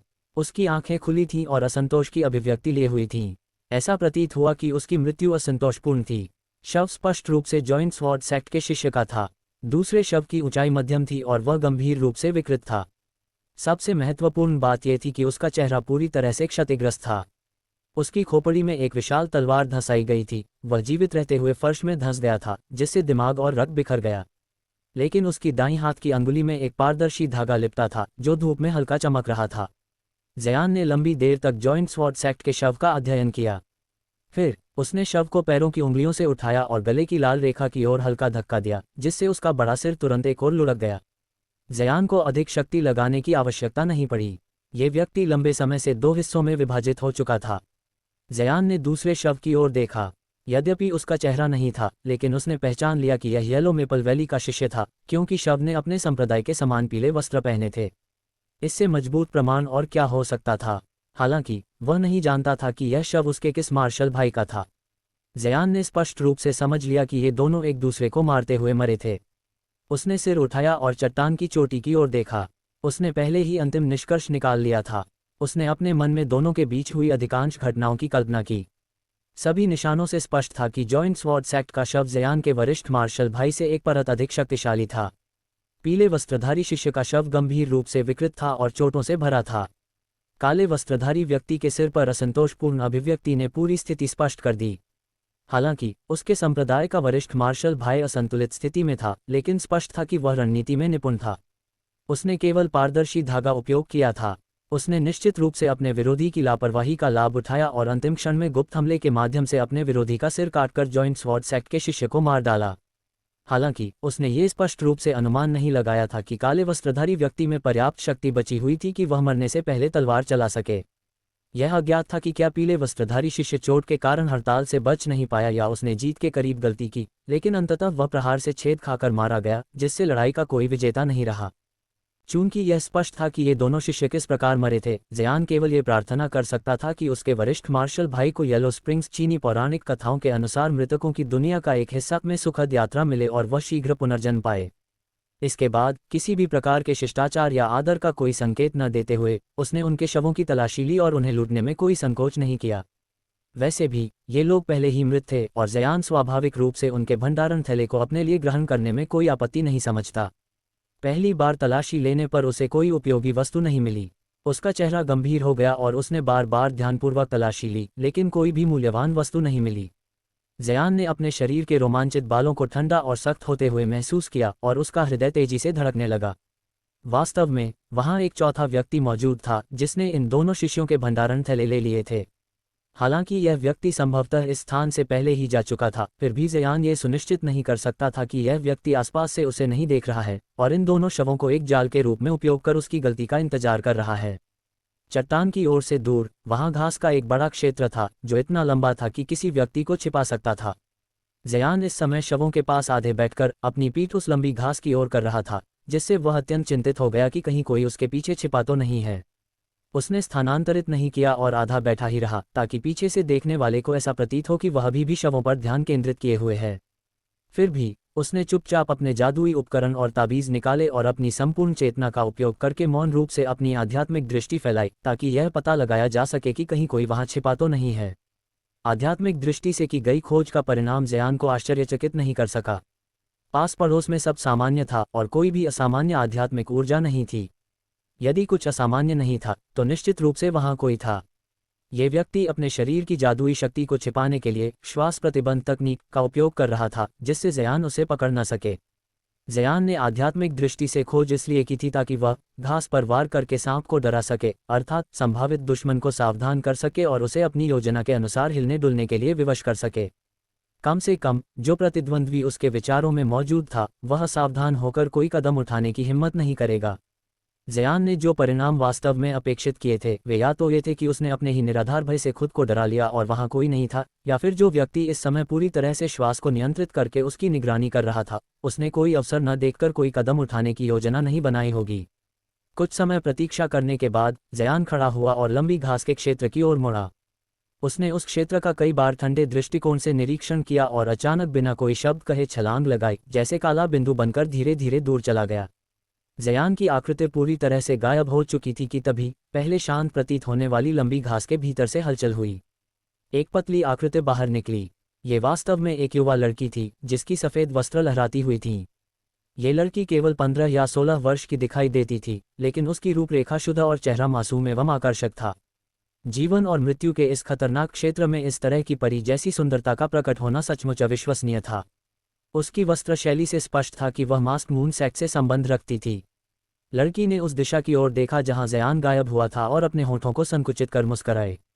उम्र से परिपूर्ण आवाज में उसने स्वयं से कहा, तुम्हारी बहादुरी और बुद्धि कमाल की है, लेकिन तुम्हारी जादुई शक्ति थोड़ी कमजोर है। ऐसा प्रतीत होता है कि तुम्हारी क्षमता में भी कुछ बड़ी समस्याएं हैं। यदि ऐसा न होता तो तुम निश्चित रूप से उन लोगों में से एक होते जो इस जगह से जीवित निकलते। वैसे भी जिस तकनीक का उपयोग तुमने भागने के लिए किया वह मृत्यु संसार की किंगोंग तकनीक प्रतीत होती है। इसके अलावा ये कमजोर नहीं थी, बल्कि वास्तव में बहुत रोचक थी। लड़की ने अपनी तेज ठोड़ी उठाए, आंखें खोलकर काफी रुचि भरी अभिव्यक्ति दिखाए। यदि जयान ने यह सुना होता तो वह केवल भय से स्तब्ध रह जाता। उसकी शब्दावली इतनी सटीक थी कि उसने केवल कुछ वाक्यों में ही उसकी ताकत और कमजोरियों को इस प्रकार उजागर कर दिया जैसे वह स्वयं ज़यान से भी अधिक उसे जानती हो। अभी के लिए मैं तुम्हें जाने दूंगी, मुझे अभी अन्य कार्यों में व्यस्तता है।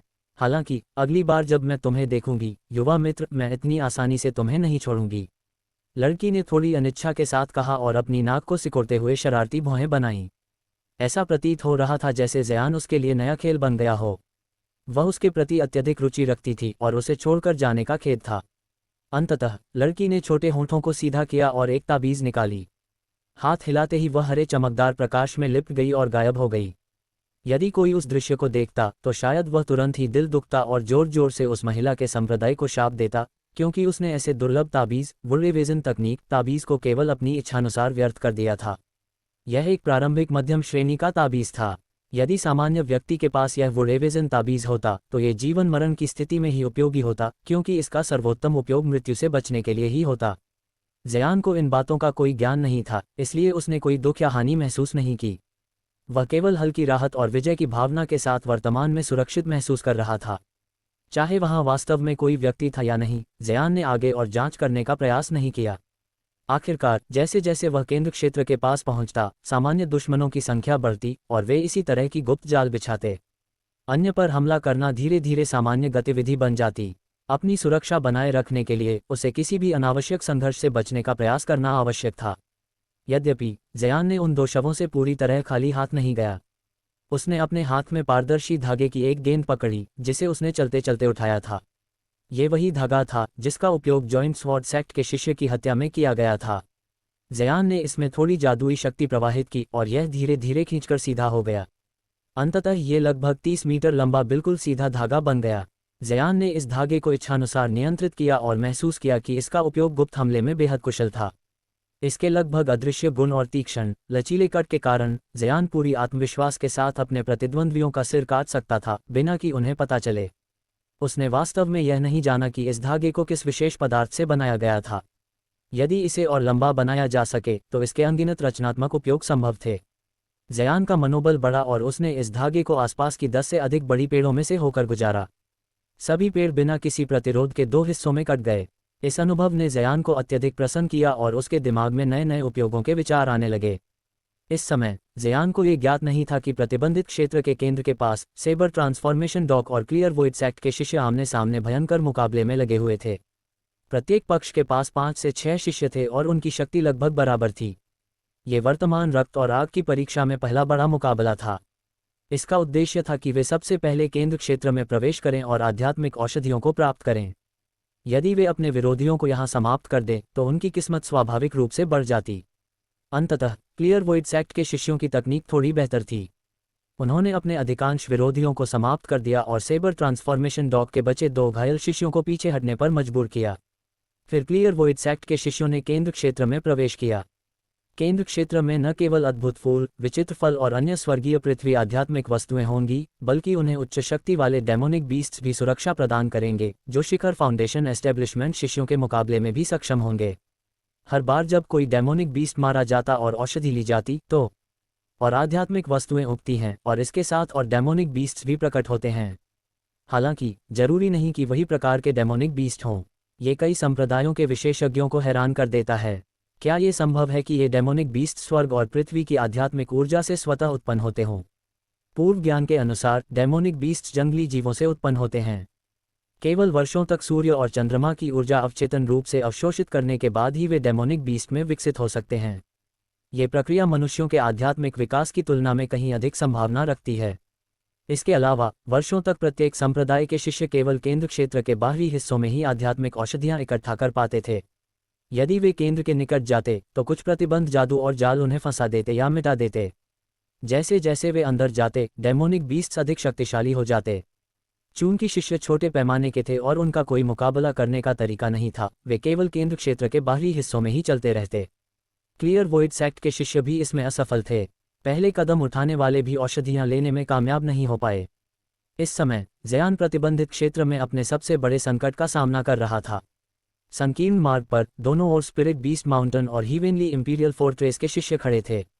ज़यान ने वास्तव में स्पिरिट बीस्ट माउंटेन का बड़ा आदमी पहचाना। ये वही पूरी दाढ़ी वाला व्यक्ति था जो पहले उसे घूर रहा था। वर्तमान में वह ज़यान की ओर शातिर मुस्कान के साथ देख रहा था, जैसे कह रहा हो तुम पहले से ही मर चुके हो। ज़यान अपने मुंह में कड़वाहट का स्वाद महसूस कर रहा था, क्योंकि उसने कभी यह नहीं सोचा था कि वह, जो इतनी सावधानीपूर्वक और अत्यंत सतर्कता से आगे बढ़ रहा था, फिर भी किसी गुप्त जाल में फंस सकता है, और वह भी इस समय सबसे खराब परिस्थिति में, जब सामने दो व्यक्ति हों। वर्तमान में वह उस क्षेत्र में था जिसे स्काईलाइन कहा जाता था, जहां का वातावरण अत्यंत खतरनाक था, और यदि कोई उड़न जादुई उपकरण का उपयोग नहीं करता तो पूरी जगह में केवल एक संकीर्ण छोटा मार्ग था जो सीधे केंद्र क्षेत्र की ओर जाता था। उस संकीर्ण मार्ग के दोनों किनारों में अत्यधिक खड़ी चट्टानें थीं, और भले ही ज़यान मानव संसार के हल्के शरीर मार्शल आर्ट में कमजोर न था, फिर भी वह इतनी बेवकूफ़ी नहीं करेगा कि इन चट्टानों पर लापरवाही से चढ़ने की कोशिश करे। सीधे उड़कर उड़न जादुई उपकरणों से मार्ग पार करना और भी अधिक असंभव विचार था, क्योंकि यह तो स्वयंघाती कदम होता जो खुले तौर पर विरोधियों को हमला करने का अवसर देता। इसे सोचने की भी आवश्यकता नहीं थी, कोई भी संप्रदाय का शिष्य कभी इतनी मूर्खता नहीं करेगा। इसके अलावा उसके पूर्वजों के कड़वे अनुभवों ने उसे सिखाया था कि उड़ान भरना इस प्रतिबंधित क्षेत्र में बिल्कुल वर्जित है, नहीं तो शिष्य शव बनकर रह जाएगा। जब ज़यान उस क्षेत्र में पहुंचा, वह कुछ समय के लिए हिचकिचाया, लेकिन अंततः उसने पहाड़ी चोटी को उड़कर पार करने की शॉर्टकट योजना नहीं अपनाई। परिणामस्वरूप उसे मजबूरी में पैदल छोटे मार्ग का अनुसरण करना पड़ा। प्राकृतिक रूप से ज़यान इस पूरे क्षेत्र में मौजूद खतरों के प्रति पूरी तरह सतर्क था, और पूरे मार्ग में उसकी नसें तनावपूर्ण थीं। फिर भी जैसे ही उसने मार्ग के उद्घाटन से गुजरना शुरू किया, उसका मार्ग अचानक सामने और पीछे से दो व्यक्तियों द्वारा अवरुद्ध कर दिया गया, बिना किसी चेतावनी के। जब ज़यान ने पूरी दाढ़ी वाले व्यक्ति के क्रूर चेहरे को देखा, तो वह जान गया कि इस समय किसी भी प्रकार की बातों या घमंड से काम नहीं चलेगा। उसने सबसे पहले अपने शरीर पर रक्षात्मक वाटर बैरियर ताबीज लगाया, फिर अपने फ्लाइंग डार्क आयरन शील्ड को निकाल लिया, और साथ ही गोल्ड बीटल स्वॉर्म ब्लेड्स और अपने कुछ प्रारंभिक उच्च श्रेणी के अर्थ प्रिजन तकनीक ताबीज भी तैयार कर लिए। पूरी दाढ़ी वाले व्यक्ति और उसके पीछे खड़े शिष्य ने ज़यान की क्रियाओं को ठंडे, बेरहम दृष्टिकोण से देखा, और न तो उन्हें रोकने की और न हमला करने की कोई इच्छा दिखाई दी। ऐसा प्रतीत होता था कि दोनों पूरी तरह आत्मविश्वास से भरे हुए थे, उन्हें पूरा यकीन था कि वे ज़यान को आसानी से नियंत्रित कर सकते हैं, और वे पूरी तरह शांत दिखाई दे रहे थे। यह कोई आश्चर्य की बात नहीं थी, क्योंकि पीछे खड़ा व्यक्ति पहले ही 12वें स्तर के चरम पर था, और पूरी दाढ़ी वाला व्यक्ति 13वें स्तर में प्रवेश कर चुका था। एक 11वें स्तर के नौसिखिए ज़यान के मुकाबले में यह उनके लिए सहज और आसान कार्य प्रतीत होता। ज़यान ने ये देखकर अपने सूखे होंठ चाटे और अंदर ही अंदर खुद से हंसी। चूंकि उसके विरोधी इतने लापरवाह थे, उसने सोचा कि इस अवसर का पूर्ण रूप से लाभ उठाना चाहिए। अतः पूरी शांति बनाए रखते हुए ज़यान ने अपने शरीर को इस तरह मोड़ा कि उसके दुश्मन उसके दाहिने और बाएं हों जैसे सींग हो, जिससे उसकी पीठ पर हमला न हो सके। और निश्चित रूप से ये दोनों दुश्मनों ने संयुक्त हमले का अवसर नहीं लिया। ये दोनों अब तक के सबसे शक्तिशाली विरोधी थे जिनका सामना ज़यान ने अपने कुशल मार्शल और साधना के सफ़र में किया था, फिर भी ज़यान को उनसे कोई भय नहीं था। वह दूसरों से लड़ने से बचने का प्रयास कर रहा था, लेकिन इसका अर्थ यह नहीं था कि उसमें आत्मविश्वास की कमी थी। भले ही ज़यान की जादुई शक्ति कमज़ोर थी और लंबी लड़ाई में यह नुकसानदेह हो सकती थी, लेकिन उसके पास उच्च गुणवत्ता वाले जादुई उपकरण और खजाना ताबीज़ पर्याप्त थे जो इस कमी की भरपाई कर सकते थे। इसके अलावा यदि वास्तव में हालात बिगड़ते तो वह अपने पास रखे हेवंस लाइटनिंग चाइल्ड का उपयोग कर किसी एक को समाप्त कर सकता था। ये किसी के लिए भी आसान कार्य था, लेकिन इसे प्रयोग में लाना पूरी तरह अलग मुद्दा था। फिर भी ज़यान ने थोड़ी शंका महसूस की। उसने सोचा कि क्यों पूरी दाढ़ी वाला व्यक्ति और हीवेनली इंपीरियल फोर्ट्रेस का शिष्य एक दूसरे से नहीं लड़ रहे थे, बल्कि सहयोग कर रहे थे। यदि वे एक ही संप्रदाय के शिष्य होते तो ये सामान्य बात होती, लेकिन ये दोनों स्पष्ट रूप से अलग अलग संप्रदाय के थे। बेटा, तुम्हारा साहस कम नहीं है। प्रतिबंधित क्षेत्र के बाहर भी तुमने मुझे मजाक उड़ाने की हिम्मत की और उस लड़की के साथ नजरें मिला लीं। अब मैं तुम्हारी जान ले लूंगा और यह सिखाऊंगा कि साधना की दुनिया में इतनी असावधानी नहीं करनी चाहिए। पूरी दाढ़ी वाले व्यक्ति ने दुष्ट मुस्कान के साथ कहा, फिर हीवेनली इंपीरियल फोर्ट्रेस के शिष्य की ओर मुड़कर बोला, भाई रिया, मेरा इस पर बैर है। इसे मेरे हवाले कर दो। मैं इसे सही तरीके से सिखाना चाहता हूँ, ताकि यह जान सके कि किसी को अपमान करने से पहले सतर्क होना चाहिए। अगली बार किसी को नाराज करने से पहले ये याद रखना। जब हीवेनली इंपीरियल फोर्ट्रेस के शिष्य ने यह सुना, उसने बेरुखी से कंधे उठाए और कहा, जैसा चाहे करो, मैं बस किनारे खड़ा रहूंगा। हाँ, पिछली बार की तरह इसे किनारे से फेंकना मत, वरना तुम पर मेरी जीवनदान की देन होगी। हाँ, पिछली बार पूरी तरह दुर्घटना थी। इस बार मैं एक नौसिखिए को संभाल रहा हूँ। आधी शक्ति का उपयोग ही पर्याप्त होगा। पूरी दाढ़ी वाले व्यक्ति का चेहरा लाल था, पर जल्द ही उसने तिरछी मुस्कान के साथ यह कहा, तुम पूरी मेहनत करो। मैं सच में नहीं चाहता कि कभी तुम्हारे मरने की खबर सुनूं। आखिरकार हम कई वर्षों से अच्छे मित्र रहे हैं। अच्छे स्वभाव वाले व्यक्ति को पाना वास्तव में मुश्किल है। हीवेनली इंपीरियल फोर्ट्रेस के शिष्य ने सिर हिलाया। ऐसा प्रतीत हुआ कि पूरी दाढ़ी वाले व्यक्ति का अहंकार उसे काफी परेशान कर रहा था, लेकिन उसे भरोसा था कि सामने वाला शिष्य उसके पुराने मित्र के लिए खतरा नहीं है। इसके साथ ही जयान ने दोनों के संवाद को ध्यान से सुना। उसने अपने संदेहों को मिटा लिया और पाया कि ये दोनों वास्तव में पुराने मित्र थे और इनका संबंध काफी अच्छा था। यह जयान के लिए बेहद परेशान करने वाला था, क्योंकि ये दोनों सामान्य अस्थायी गठबंधन से कहीं अधिक कुशलता से सहयोग कर सकते थे।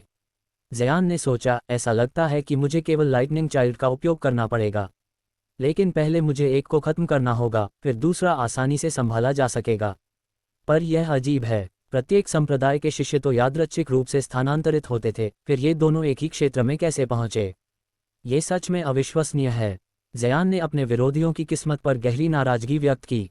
वहीं हीवेनली इंपीरियल फोर्ट्रेस के शिष्य भी अपने हृदय में यही सोच रहा था कि उसने अपने मित्र से मिलने का सौभाग्य हार्मोनिक स्पिरिचुअल ताबीज के कारण पाया। उसने सोचा कि यदि वे दोनों एक ही समय में प्रतिबंधित क्षेत्र में प्रवेश करें और ताबीज का उपयोग करें, तो उनकी आध्यात्मिक ऊर्जा अस्थायी रूप से जुड़ जाएगी और वे एक ही स्थान पर पहुंचेंगे। अंत में पूरी दाढ़ी वाला व्यक्ति एक हरे चमड़े का थैला निकालकर जयान की ओर दुष्ट मुस्कान देते हुए बढ़ा। ऐसा प्रतीत हुआ कि वह उसे समाप्त करना चाहता था। हालांकि संभवतः अपने मित्र की चेतावनी के कारण उसने आधा ताबीज उपयोग किया और स्वयं को हरे रंग के प्रकाश की बाधा में ढक लिया, जो उसकी रक्षा को बढ़ा रही थी। जयान ने ये देखा और अपनी भौहें चढ़ाईं। उसके सिर में हल्का दर्द हुआ। वह मूल रूप से स्पिरिट बीस्ट माउंटेन के शिष्य की लापरवाही का लाभ उठाने की योजना बना रहा था और उसे पहले समाप्त करना चाहता था। लेकिन अब जब उसके विरोधी ने रक्षात्मक जादू तकनीक का उपयोग किया, तो इसे तुरंत करना संभव नहीं था। यदि वह हेवंस लाइटनिंग चाइल्ड का उपयोग करता, तो यह व्यक्ति कुछ भी नहीं कर पाता, भले ही उसके पास अन्य उपाय होते। लेकिन यह एक बार प्रयोग होने वाला उपभोग्य वस्तु था। यदि यह जीवन मरण के निर्णायक क्षण न होता, तो जयान इसे प्रयोग में नहीं लाता। इसलिए उसने प्रत्यक्ष रूप से हीवेनली इंपीरियल फोर्ट्रेस के शिष्य पर हमला करने की योजना बनाई। उसने देखा कि व्यक्ति अपने दोनों हाथ पीठ के पीछे रखकर सिर आकाश की ओर उठाए खड़ा था, किसी बात पर विचार कर रहा था और जयान की गतिविधियों पर ध्यान नहीं दे रहा था। यह अवसर जयान के लिए स्वर्ग समान था। बिना किसी हिचकिचाहट के जयान ने अपने हाथ में रखा अर्थ प्रिजन तकनीक ताबीज फेंका। हवा में ये ताबीज पीली रोशनी की धार में बदल गया और उसके विरोधी की ओर तेजी से बढ़ा और पूरी दाढ़ी वाले व्यक्ति के रक्षात्मक जादू की बाधा को ढक लिया। ताबीज ने एक बड़ी पीली बाधा का रूप ले लिया और उसे भीतर कैद कर दिया, जिससे वह 1 इंच भी आगे नहीं बढ़ सका। जब पूरी दाढ़ी वाला व्यक्ति, जो स्पिरिट बीस्ट माउंटेन से था, ने देखा कि जयान का हाथ अभी भी ताबीज पर रखा हुआ है, तो वह बिल्कुल भी चिंतित नहीं हुआ, क्योंकि उसके द्वारा पहना गया लकड़ी तत्व का रक्षात्मक ताबीज इतना भयानक रक्षात्मक शक्ति से युक्त था कि यह सामान्य हमलों को मौलिक रूप से नजरअंदाज कर सकता था। इसके अलावा ये सोचते हुए कि उसका सामने वाला नौसिखिया शिष्य 11वें स्तर तक साधना में प्रवीण था, उसे विश्वास नहीं हुआ कि वह कोई अत्यंत शक्तिशाली ताबीज रख सकता है। अधिकतम संभावना थी कि यह केवल एक प्रारंभिक मध्यस्तरीय ताबीज होगा। इस कारण उसने बिना किसी ध्यान दिए आगे बढ़ना जारी रखा। अपने थैले को खोलते हुए ऐसा प्रतीत हुआ जैसे वह कुछ निकालने वाला हो, लेकिन जब अचानक उसे पीली रोशनी की बाधा द्वारा वहीं जड़ बना दिया गया, जिसे उसने अर्थ प्रिजन तकनीक के रूप में पहचाना। पूरी दाढ़ी वाले व्यक्ति का चेहरा बदल गया और उसने महसूस किया कि परिस्थिति अचानक बिगड़ चुकी थी। उसी समय उसके थैले से एक अजीब गहरे हरे रंग का सांप उड़कर बाहर आया, जिसके पीछे बैंगनी पंख थे। जैसे ही वह प्रकट हुआ, सांप ने अजीब गू गू जैसी आवाजें निकालते हुए पीली बाधा पर तेजी से हमला करना शुरू कर दिया, जिससे बाधा लगातार कांपने लगी। इसकी शक्ति मामूली नहीं थी। पूरी दाढ़ी वाले व्यक्ति ने यह देखकर थोड़ी राहत महसूस की और उसने एक और थैला निकालकर एक और आत्मा प्राणी बाहर निकाला, उम्मीद करते हुए कि दोनों मिलकर अर्थ प्रिजन तकनीक की बाधा को तोड़ देंगे। उसे पूरा विश्वास था कि वह कुछ ही समय में इससे बाहर निकल पाएगा, और जैसे ही वह भाग जाएगा, वह जयान की पसलियों को एक एक कर तोड़कर अपने हृदय की शत्रुता को शांत करेगा। जयान ने अपने आसपास के विरोधियों की ओर ध्यान नहीं दिया और तेजी से हीवेनली इंपीरियल फोर्ट्रेस के व्यक्ति की ओर दौड़ लगा दी। उसकी गति इतनी तीव्र थी कि पूरे रास्ते में वह जैसे दृश्य में आती जाती हुई प्रतीत हो रही थी, यहाँ तक कि पीछे एक प्रकार की छाया भी छोड़ रही थी, जिससे वह लगभग भूत जैसा लग रहा था। साथ ही जयान ने धीरे से अपनी कमर के पास रखे स्टोरेज थैले को थपथपाया और मूल गोल्ड बीटल स्वॉर्म ब्लेड्स अचानक बदलकर एक और समान आकार का जादुई उपकरण उसके हाथ में आ गया। इस समय हीवेनली इंपीरियल फोर्ट्रेस का व्यक्ति अपने सपने से जागा और तुरंत सामने घटित हो रहे अजीब दृश्य को देखा। उसका चेहरा अचानक बदल गया और उसने जल्दी से पीछे कदम बढ़ाते हुए अपनी हथेली पलटी, जिससे एक ताबीज प्रकट हुआ।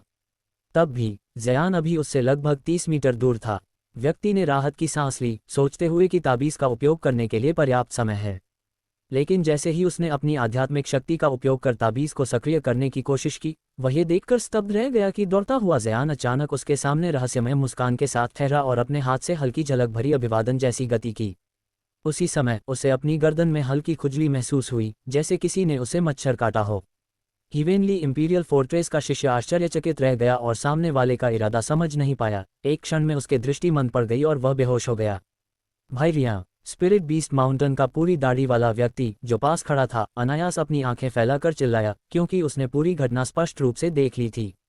उसने स्वयं देखा कि ज़यान ने लगभग 3 मीटर की दूरी से अपने हाथ की हल्की गति से उसके करीबी मित्र को मार डाला था। उसके मित्र का सिर जमीन पर गुलुलु की आवाज़ के साथ गिरा, शरीर से अलग हो गया, लेकिन सिर रहित शरीर कुछ कदम पीछे हटता रहा और फिर गिर पड़ा। उसके गर्दन से खून लगभग 1 मीटर ऊंचाई तक फूट रहा था, हू की आवाज़ के साथ। पूरी दाढ़ी वाले व्यक्ति के हाथ और पैर अचानक बर्फ जैसे ठंडे हो गए और उसकी पीठ पर ठंडी पसीने की धार दौड़ गई।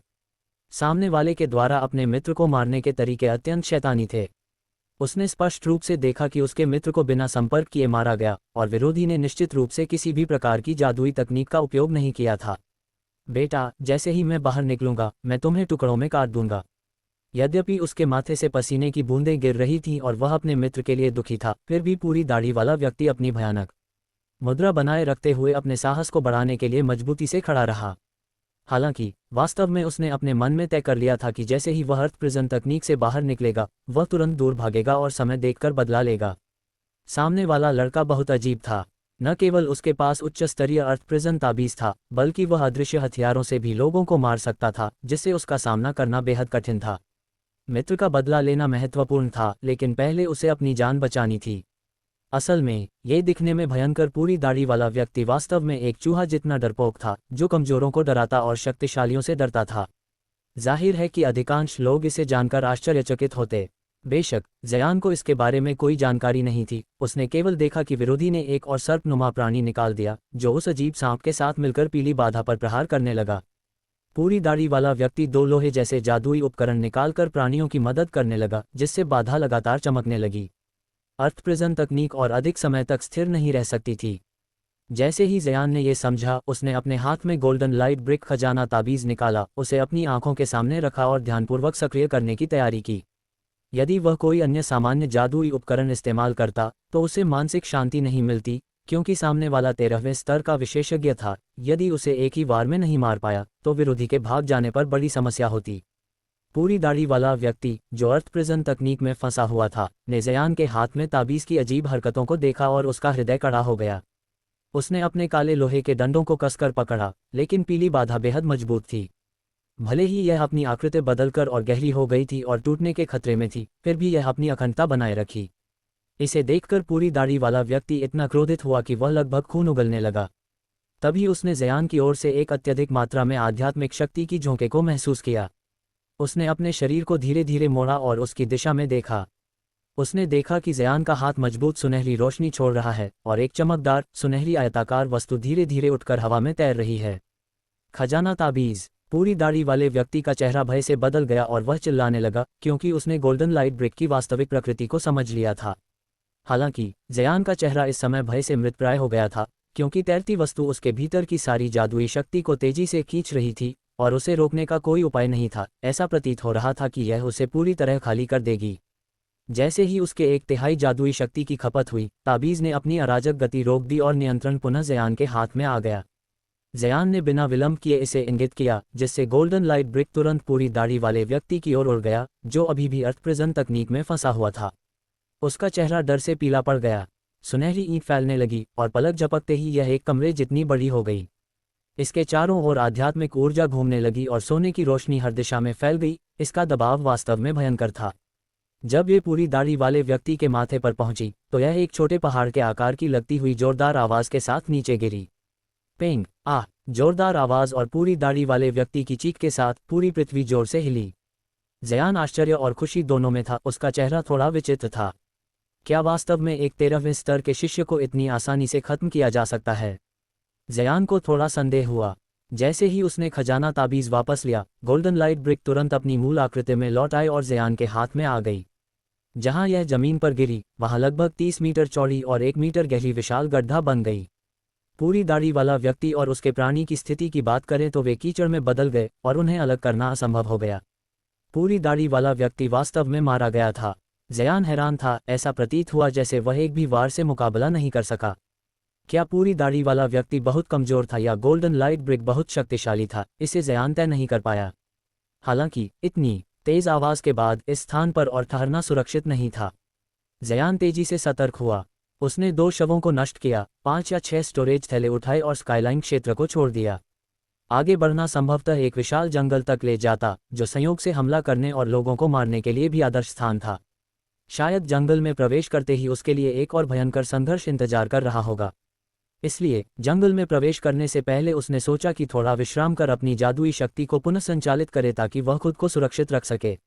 जब जयान जंगल के बाहरी किनारों पर पहुंचा तो उसने एक विशाल और घना वृक्ष देखा, और जैसे ही वह अपनी शक्ति को पुनः संचालित करने के लिए उस वृक्ष की चोटी पर कूदा, पूरे निषिद्ध क्षेत्र में खून और आग की परीक्षा की पहली भयानक हत्याकांड की चरम स्थिति पहुंच चुकी थी। विभिन्न शक्तिशाली लोग अपने दांत बाहर निकालते हुए एक एक कर कमजोर लोगों को मारने लगे थे, और जितना वे क्षेत्र के केंद्र के करीब होते, हत्याकांड उतना ही अधिक बारंबार और रक्तरंजित हो जाता। बेशक समान शक्ति के विशेषज्ञ कभी कभी एक दूसरे से टकरा जाते, लेकिन वे केवल एक दूसरे की उपस्थिति को नजरअंदाज करके मौन समझौते में गुजर जाते, बिना किसी लड़ाई के, क्योंकि अभी उनका आपस में मुकाबला करने का समय नहीं था। ये कहने के साथ ही इस निषिद्ध क्षेत्र में विभिन्न संप्रदायों के कई शिष्य 3 प्रकार के लोगों में विभाजित किए जा सकते थे। पहले प्रकार के लोग वे थे जो अत्यंत कमजोर थे, जिनकी साधना केवल 11वें या 10वें स्तर के आसपास थी। इन लोगों के निषिद्ध क्षेत्र में प्रवेश करने के कारण भिन्न भिन्न थे। कुछ अपने विरोध में मजबूरी से आए थे, कुछ को बाध्य किया गया था, और कुछ ने केवल अवसर देखकर अपने लिए लाभ उठाने की उम्मीद में प्रवेश किया था। किसी भी कारण से ये सभी उस खूनी हत्याकांड के सबसे निचले स्तर का हिस्सा थे और केवल मृत्युदंड का पात्र बनकर खेल सकते थे। अक्सर पहले दिन के बाद इस क्षेत्र में केवल कुछ लोग अपनी चतुराई और बचाव के विशेष उपायों के कारण जीवित रहते, अन्य सभी कमजोर लोग लगभग पूरी तरह से शेष शक्तिशाली लोगों द्वारा समाप्त कर दिए जाते। दूसरे प्रकार के लोग, जैसे पूरी दाढ़ी वाला व्यक्ति काव्यानायन, जिनकी जादुई शक्ति कमजोर नहीं थी, पर उनकी स्वयं की महत्वाकांक्षा और क्षमता उच्चतम स्तर के विशेषज्ञों के मुकाबले कम थी, और उन्हें यह अच्छी तरह ज्ञात था कि कोई भी आध्यात्मिक वस्तु प्राप्त करना उनके लिए असंभव था। इसलिए वे निषिद्ध क्षेत्र के उच्चतम स्तर के विशेषज्ञों से संघर्ष करने की बजाय पहले प्रकार के लोगों पर ध्यान केंद्रित करते, उनका शिकार करके उनके खजाने चुराने और चुपचाप अमीर बनने की योजना बनाते। ये लोग खून और आग की परीक्षा के पहले 2 दिनों में बहुत सक्रिय रहते, लेकिन जैसे ही तीसरा दिन आता, बचे हुए विजेता स्वचालित रूप से निषिद्ध क्षेत्र में छिप जाते और स्वयं को प्रकट नहीं करते। यह इसलिए था क्योंकि तीसरे दिन के बाद विशेषज्ञों के बीच आमने सामने की लड़ाइयां शुरू हो जाती थीं, और यदि इन मध्यम शक्ति के लोग इस समय किसी विशेषज्ञ से टकरा जाते तो यह निश्चित रूप से मृत्यु की ओर ले जाने वाला एक तरफा मार्ग होता। कुछ लोग अति अहंकारी या अपनी शक्ति का अनुमान नहीं कर पाते और सीधे आध्यात्मिक औषधियों के केंद्र की ओर दौड़ पड़ते, जिनके शरीर कभी नहीं पाए जाते। लेकिन अधिकांश लोग जल्दी अवसर प्राप्त करके पीछे हट जाते, और अक्सर यही प्रकार सबसे सामान्य होता। जबकि सबसे शक्तिशाली लोग एक एक कर दुखद अंत तक पहुंचते, जैसे कोई अजीब मजाक हो। इस प्रकार अंतिम प्रकार के लोग सबसे दुर्लभ होते। ये लोग पिरामिड के शीर्ष पर होते थे और विभिन्न संप्रदायों के सबसे श्रेष्ठ शिष्य होते थे, जिन पर उनके स्कूलों की उच्चतम आशाएं टिकी होती थीं। अन्य शिष्य केवल तोप का मांस होते थे, उनके स्कूलों की योजनाओं को सहायता प्रदान करने के लिए। इस समूह को अभिजात वर्ग माना जाता था। उनकी जादुई शक्ति गहन थी और उनके पास आश्चर्यजनक शक्ति वाले जादुई उपकरण थे। उनका एकमात्र लक्ष्य होता था अन्य संप्रदायों के सभी शिष्यों को मारना और पर्याप्त आध्यात्मिक औषधियां चुराना। पहले हत्याकांड की सीमा इस बात में थी कि वे मौन समझौते के अनुसार पहले कचरे और केवल अवसर का लाभ उठाने वालों को समाप्त करते, ताकि ये लोग उनके रास्ते में बाधा न डालें और किसी समस्या की संभावना उत्पन्न न हो। इसके अलावा यदि किसी ने उन्हें केंद्र के क्षेत्र में पहले पहुंचकर कुछ हासिल कर लिया, तो इससे वे घबराए या चिंतित नहीं होते, क्योंकि प्रवेश करना आसान था। लेकिन यदि उन्होंने आध्यात्मिक औषधियां बाहर ले जानी थीं, तो यह अत्यंत कठिन कार्य था। हत्याकांड लगातार जारी रहा, लेकिन क्योंकि जयान अभी भी केंद्र के क्षेत्र से दूरी पर था, वह अभी अपनी पुनःसंचालित शक्ति के साथ इसमें शामिल नहीं हो सका। दुर्भाग्य से अन्य कमजोर शिष्यों के लिए ऐसा सौभाग्य नहीं था, और कई लोग अपनी जान बचाने के लिए संघर्ष करते हुए हत्याकांड के बीच में पहुंच गए, और साबर ट्रांसफॉर्मेशन डॉग का शिष्य सुएर उन लोगों में से एक था। उस समय सुएर का चेहरा मृतप्राय हो गया था, और वह सामने खड़े व्यक्ति को डर से भरपूर दृष्टि से निहार रहा था। वह व्यक्ति बहुत बड़ा था और उसके पास एक विशाल चांदी की तलवार थी। इसी व्यक्ति ने सुएर के सामने साबर ट्रांसफॉर्मेशन डॉग के 2 अन्य शिष्यों को पहले ही मार डाला था। उसके विशाल चांदी की तलवार के नीचे कोई भी उच्च स्तरीय हथियार या रक्षात्मक कवच प्रभावी नहीं था, मानो वे एक एक कर फाड़ दिए गए हों, और वे अवश्य ही आधे कर दिए गए। लेकिन क्योंकि सुएर के अपने संप्रदाय के 2 अन्य शिष्य अभी भी थे, उसने देखा कि स्थिति बेहद खराब थी और वह मौका देखकर भाग निकला। दुर्भाग्य से बड़ा व्यक्ति उसे जाने नहीं देना चाहता था। उसने कई घंटे लगातार पीछा किया और अंततः उसे पकड़ लिया, जिससे सुएर पूरी तरह हतोत्साहित हो गया। यदि तुम अपनी जान दे दोगे तो मैं तुम्हें अछूता शरीर छोड़ सकता हूँ। बड़ा व्यक्ति निर्लज और ठंडे दृष्टिकोण से बोला, तुम मर सकते हो। अपने हताश स्थिति में सुएर, जो जानता था कि उसकी अधिक आयु नहीं बची है, ने एकाएक लड़ाई की भावना जागृत की और उसने अपने पास के 2 उच्च स्तरीय जादुई उपकरण एक ही सांस में फेंक दिए। मूर्ख, बड़ा व्यक्ति बहुत धीरे धीरे बोला। इसके बाद उसकी विशाल चांदी की तलवार उसके पीठ से हवा में उड़ गई और बिना किसी प्रयास के दोनों उपकरण टूट गए। उसी गति में सुएर भी 2 हिस्सों में कट गया।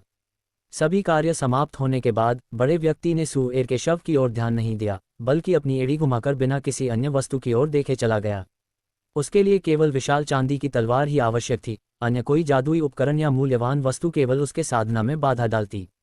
इस समय केंद्र के निकट एक छोटे नाले के पास मास्क मून सेक्ट की महिला शिष्य अपने पसीने में भीगी हुई एक जादुई उपकरण स्कार्फ जैसी नियंत्रित कर रही थी। वह वर्तमान में 2 लाल चमकदार छुरी से अपने आप को बचा रही थी, लेकिन ऐसा प्रतीत हो रहा था कि किसी भी क्षण वह और अधिक समय तक अपने आप को बचा नहीं पाएगी। कृपया, ये वरिष्ठ मार्शल भाई जो छुरी चला रहे हैं, क्या कृपया इस कनिष्ठ मार्शल बहन को जाने देंगे? मैं आज रात अपने शरीर से सेवा करने को तैयार हूँ। क्योंकि यह महिला मौत के कगार पर थी और उसे शर्म की कोई परवाह नहीं थी, उसने महिला के सबसे बड़े हथियार का उपयोग करते हुए उसे आकर्षित करने की कोशिश की। लेकिन क्या यह सफल होगा? अब तक की उसकी रणनीतियों और अनुभवों को देखते हुए उसे बिल्कुल भी जानकारी नहीं थी। ठीक है, अपने जादुई उपकरण वापस ले लो और मैं मान जाऊंगा। ये बोल रहा था एक 18 या 19 साल का पुरुष, धरती रंग की चोगा पहने हुए, उसके चेहरे पर नाजुक विशेषताएं, लाल गाल और सफ़ेद दांत, सभी विशेषताओं के साथ। उसने अपने दोनों छुरी को हवा में रोका और महिला की ओर हल्की मुस्कान दी। मास्क मून सेक्ट की महिला प्रसन्न हुई और उसने जल्दी से उसे 2 बार आंख मारकर प्रतिक्रिया दी। उसने एक पल के लिए हिचकिचाहट दिखाई, फिर धीरे धीरे स्कार्फ को अपने हाथ में वापस लिया और फिर अपने स्तनों को आगे किया जैसे कुछ कहने वाली हो। लेकिन उससे पहले कि वह बोल पाती, सुंदर युवक के चेहरे पर अचानक हत्या की इच्छा दिखाई दी। उसने उग्रता से उंगली दिखाई और आश्चर्यजनक रूप से 2 लाल उड़ती हुई छुरियां क्रॉस होकर फट गईं। महिला बिना कोई आवाज किए जमीन पर गिर गई, ताजगी से भरा खून चारों ओर फैल गया। सूट, यहाँ तक कि तुम जैसे आम और अशिष्ट व्यक्ति भी सोचते हो कि आप मुझे बहकाएंगे, हंत्यान्या। सुंदर पुरुष का चेहरा घृणा से भरा था, उसकी आवाज अचानक तीव्र हो गई। इसके बाद उसने अपनी कमर से एक सुगंधित रुमाल निकाला और हल्के हाथ से अपने चेहरे का धूल मिटाए। उसके हाव भाव बहुत नाजुक और संयमित थे, जैसे वह किसी कुलीन घर की अविवाहित बेटी हो। मुझे अपनी यात्रा जल्दी पूरी करनी चाहिए, शायद रास्ते में और लोग भी कुछ मनोरंजन प्रदान करेंगे। ये सोचते हुए युवक ने रुमाल को लापरवाही से महिला के चेहरे पर फेंक दिया और अपनी चाल से चला गया। जंगल के अंदर स्पिरिट बीस्ट माउंटेन का एक शिष्य मृत पड़ा हुआ था। पास में एक पीला वस्त्र पहने मध्य आयु के पुरुष खड़े थे, जो सिर हिला रहे थे और आकाश की ओर देख रहे थे, कुछ बड़बड़ा रहे थे। उनके पीछे कुछ बेहद उग्र जानवर जमीन पर पड़े थे, बिना कोई सांस लिए, पूरी तरह स्थिर। बंजर पहाड़ पर एक कुरूप चेहरा वाला हरे वस्त्र में पुरुष उग्र रूप से बड़ी मधुमक्खियों की टोलियों को नियंत्रित कर रहा था, कुछ दैविक वेशभूषा वाले लोगों को घेरे में लेने के लिए। इस प्रकार निषिद्ध क्षेत्र में मजबूत लोग कमजोरों को हर जगह मार रहे थे। यद्यपि ज़यान ने ये सब नहीं देखा, वह धीरे धीरे हवा में खून की गंध महसूस कर सकता था। लेकिन उसके पास पूरी कहानी देखने का समय नहीं था। उसने पेड़ की चोटी पर बैठकर बिना हिले अपनी जादुई शक्ति धीरे धीरे पुनः संचालित करनी शुरू की। समय बहुत जल्दी बीत गया और निषिद्ध क्षेत्र की पहली रात का आधा समय पहले ही निकल चुका था। जो चीज़ ज़यान को हैरान कर गई वह ये थी कि इस क्षेत्र में दिन और रात दोनों समय अत्यंत उज्ज्वल प्रकाश की मात्रा समान थी और पूरा आकाश हमेशा बादल भरा रहता था, जिससे देखने वाले को अस्थिरता का एहसास होता। जब उसकी जादुई शक्ति पर्याप्त मात्रा में पुनः संचालित हो गई और ज़यान अपने मन में चुपचाप आनंदित हो रहा था, तभी दूर से जल्दी कदमों और भारी सांस लेने की आवाज़ धीरे धीरे पास आने लगी, जैसे कोई व्यक्ति उसी वृक्ष की ओर दौड़ रहा हो जिस पर ज़यान ध्यान कर रहा था। यदि आप चाहें। ज़ायन के होंठों के कोनों में हल्की सी हरकत हुई और उसके हृदय में अनायास ही एक कड़वी गाली उभर आई, किंतु परिस्थितियां ऐसी थीं कि उसने चाहकर भी अपनी आंखें बंद नहीं रख सकी, क्योंकि भले ही उसकी साधना शक्ति अभी पूरी तरह से पुनर्स्थापित नहीं हुई थी और केवल एक अंश की ही कमी शेष थी, फिर भी कोई व्यक्ति उसकी दिशा में बढ़ता चला आ रहा था। और ऐसी अनिश्चित स्थिति में जब सामने आने वाले व्यक्ति की वास्तविक शक्ति और मंशा का उसे कोई अंदाजा नहीं था, वह इतना अहंकारी नहीं हो सकता था कि निश्चिंत होकर ध्यान में लीन ही बना रहे। कौन से वरिष्ठ शिष्य यहाँ हैं? कृपया इस छोटी बहन की रक्षा कीजिए। पास के घने जंगल से पीले वस्त्रों में लिपटी एक युवती लड़खड़ाती हुई बाहर निकली और सीधे उस विशाल वृक्ष के नीचे आकर रुक गई जिस पर जायन छिपा हुआ था। उसके चेहरे पर घोर आतंक स्पष्ट झलक रहा था और वह ऊपर वृक्ष की शाखाओं की ओर देखती हुई सहायता के लिए पुकार रही थी, मानो उसे पहले से ही विश्वास हो कि वही उसका कोई रक्षक, कोई उज्ज्वल कवचधारी नायक छिपा बैठा है। उसके बहुत अधिक पीछे नहीं, एक श्वेत छाया अत्यंत शांति और धीमे कदमों से आगे बढ़ रही थी, और उस व्यक्ति का व्यवहार उस डरी सहमी युवती की तुलना में इतना विपरीत था कि ऐसा प्रतीत होता था मानो वह किसी सैर पर निकली हो, न कि किसी युद्ध या पीछा करने की स्थिति में हो। ये सब देखकर जायन ने आंखें घुमा लीं। वह उस युवती के इस व्यवहार से अत्यंत अप्रसन्न था, क्योंकि वह न केवल स्वयं संकट में थी, बल्कि दूसरों को भी अनावश्यक रूप से मुसीबत में घसीट रही थी। जहां तक उसकी छिपने की जगह का पता चल जाने की बात थी, जायन को इसमें कोई विशेष आश्चर्य नहीं हुआ, क्योंकि पीले मेपल घाटी के सभी शिष्यों के प्रस्थान से पहले संप्रदाय प्रमुख गुरु शांत देव ने एक विशेष प्रकार की आकर्षण साधना का प्रयोग किया था, जिससे एक निश्चित दूरी के भीतर शिष्य एक दूसरे की उपस्थिति को महसूस कर सकते थे। हालांकि यह प्रभाव केवल 10 दिनों तक ही सीमित था, और इसका उद्देश्य यही था कि एक ही संप्रदाय के शिष्य एक दूसरे की सहायता कर सकें और रक्तअग्नि परीक्षा में जीवित रहने की संभावना बढ़ा सकें। ये भी कहा जाता था कि अन्य संप्रदायों ने भी इसी प्रकार की साधनाएं अपने शिष्यों पर लागू की थीं। अनिच्छा से जायन ने उस युवती की ओर एक दृष्टि डाली, और तभी उसे पहचान हो गई कि वह वही महिला शिष्या थी जो पहले मीना कौर और वियानिका के साथ खड़ी थी। उसका चेहरा साधारण था, हालांकि उसकी देहयष्टि ऐसी थी कि देखने वाले के मन में सहज ही हलचल उत्पन्न हो सकती थी। उसकी दयनीय स्थिति पर ठंडी दृष्टि डालने के बाद भी जायन ने तुरंत वृक्ष से छलांग नहीं लगाई, बल्कि पत्तों की एक बहुत ही संकरी दरार से उस श्वेत छाया का सूक्ष्म निरीक्षण करने लगा, क्योंकि चाहे वह उस युवती को बचाने का निर्णय ले या न ले, वह ये सुनिश्चित करना चाहता था कि सामने वाले की साधना शक्ति कितनी गहरी है। वह किसी पुनर्तः अपरिचित स्त्री के लिए अपनी कीमती जान दांव पर लगाने वाला व्यक्ति नहीं था। यदि सामने वाली की शक्ति साधारण होती तो जायन बिना किसी झिझक के उतरकर उसे मार गिराता और एक नायिका रक्षक की भूमिका निभा लेता, किंतु यदि उसकी शक्ति अत्यधिक प्रबल होती तो उसे यह गंभीरता से सोचना पड़ता कि क्या वह उस युवती के साथ मिलकर भागे या फिर अकेले ही बिना कोई निशान छोड़े गायब हो जाए। हर संभावित स्थिति के लिए तैयार रहने हेतु उसने अपना हाथ भंडारण थैली पर रखा, वहां से स्वर्ण भरिंग समूह मात्रधार नामक जादुई अस्त्र और एक रक्षात्मक तावीज निकाला, और साथ ही उस नामहीन पारदर्शी धागे को अपनी उंगली पर चतुराई से लपेट लिया। ही, तुम्हारी दौड़ तो बड़ी भद्दी लग रही है। क्या पीले मेपल घाटी की सभी स्त्री शिष्याएं इतनी ही निकम्मी होती हैं? धीरे धीरे पास आती उस श्वेत छाया का वास्तविक स्वरूप प्रकट हुआ। वह श्वेत वस्त्रों में लिपटी एक प्रौढ़ा स्त्री थी, जिसकी विशेषताएं देखने में ठीक ठाक थीं, किंतु उसकी उठी हुई भौहें और विकृत मुस्कान उसकी दुष्ट प्रकृति को उजागर कर रही थीं। यद्यपि उसके शब्द नीचे खड़ी पीले वस्त्रों वाली युवती के लिए थे, परंतु उसकी हत्याभाव से भरी दृष्टि बार बार वृक्ष की ओर उठ रही थी, जिससे ये स्पष्ट था कि वह जायन को लेकर पूर्णतः निश्चिंत नहीं थी। 12वीं परत की साधना। ये देखकर जायन के हृदय से एक हल्की सांस निकल गई, किंतु फिर भी उसके मन में संदेह बना रहा, क्योंकि नीचे खड़ी उसकी संप्रदाय की शिष्या भी 12वीं परत में थी, फिर भी वह इतनी दयनीय स्थिति में कैसे पहुंच गई थी। जैसे ही वह इस रहस्य पर विचार कर रहा था, श्वेत वस्त्रधारी स्त्री ने उपेक्षा भरी ठहाका लगाया और अचानक अपनी आस्तीनें झटकी, जिससे 2 श्वेत प्रकाश रेखाएं सीधे पीले वस्त्रों वाली युवती की ओर लपक पड़ीं। वरिष्ठ शिष्य, मुझे बचाए, मेरे सभी जादुई अस्त्र नष्ट हो चुके हैं, मैं स्वयं को बचा नहीं सकती। उसकी चीख अभी गूंजी ही थी कि वृक्ष की चोटी से 2 स्वर्ण रेखाएं बिजली की भांति नीचे गिरी और उन श्वेत किरणों को बीच में ही रोक लिया। ये जायन के अस्त्र से निकली 2 स्वर्ण धाराएं थीं। युवती के चेहरे पर राहत की झलक उभरी। जायन ने हस्तक्षेप केवल इसलिए किया था क्योंकि सामने वाली की शक्ति उसे असंभव नहीं लगी, और दूसरा कारण ये था कि वह आगे की यात्रा के लिए किसी सहयोगी को साथ रखना चाहता था, क्योंकि अकेले चलना अत्यधिक जोखिमपूर्ण था।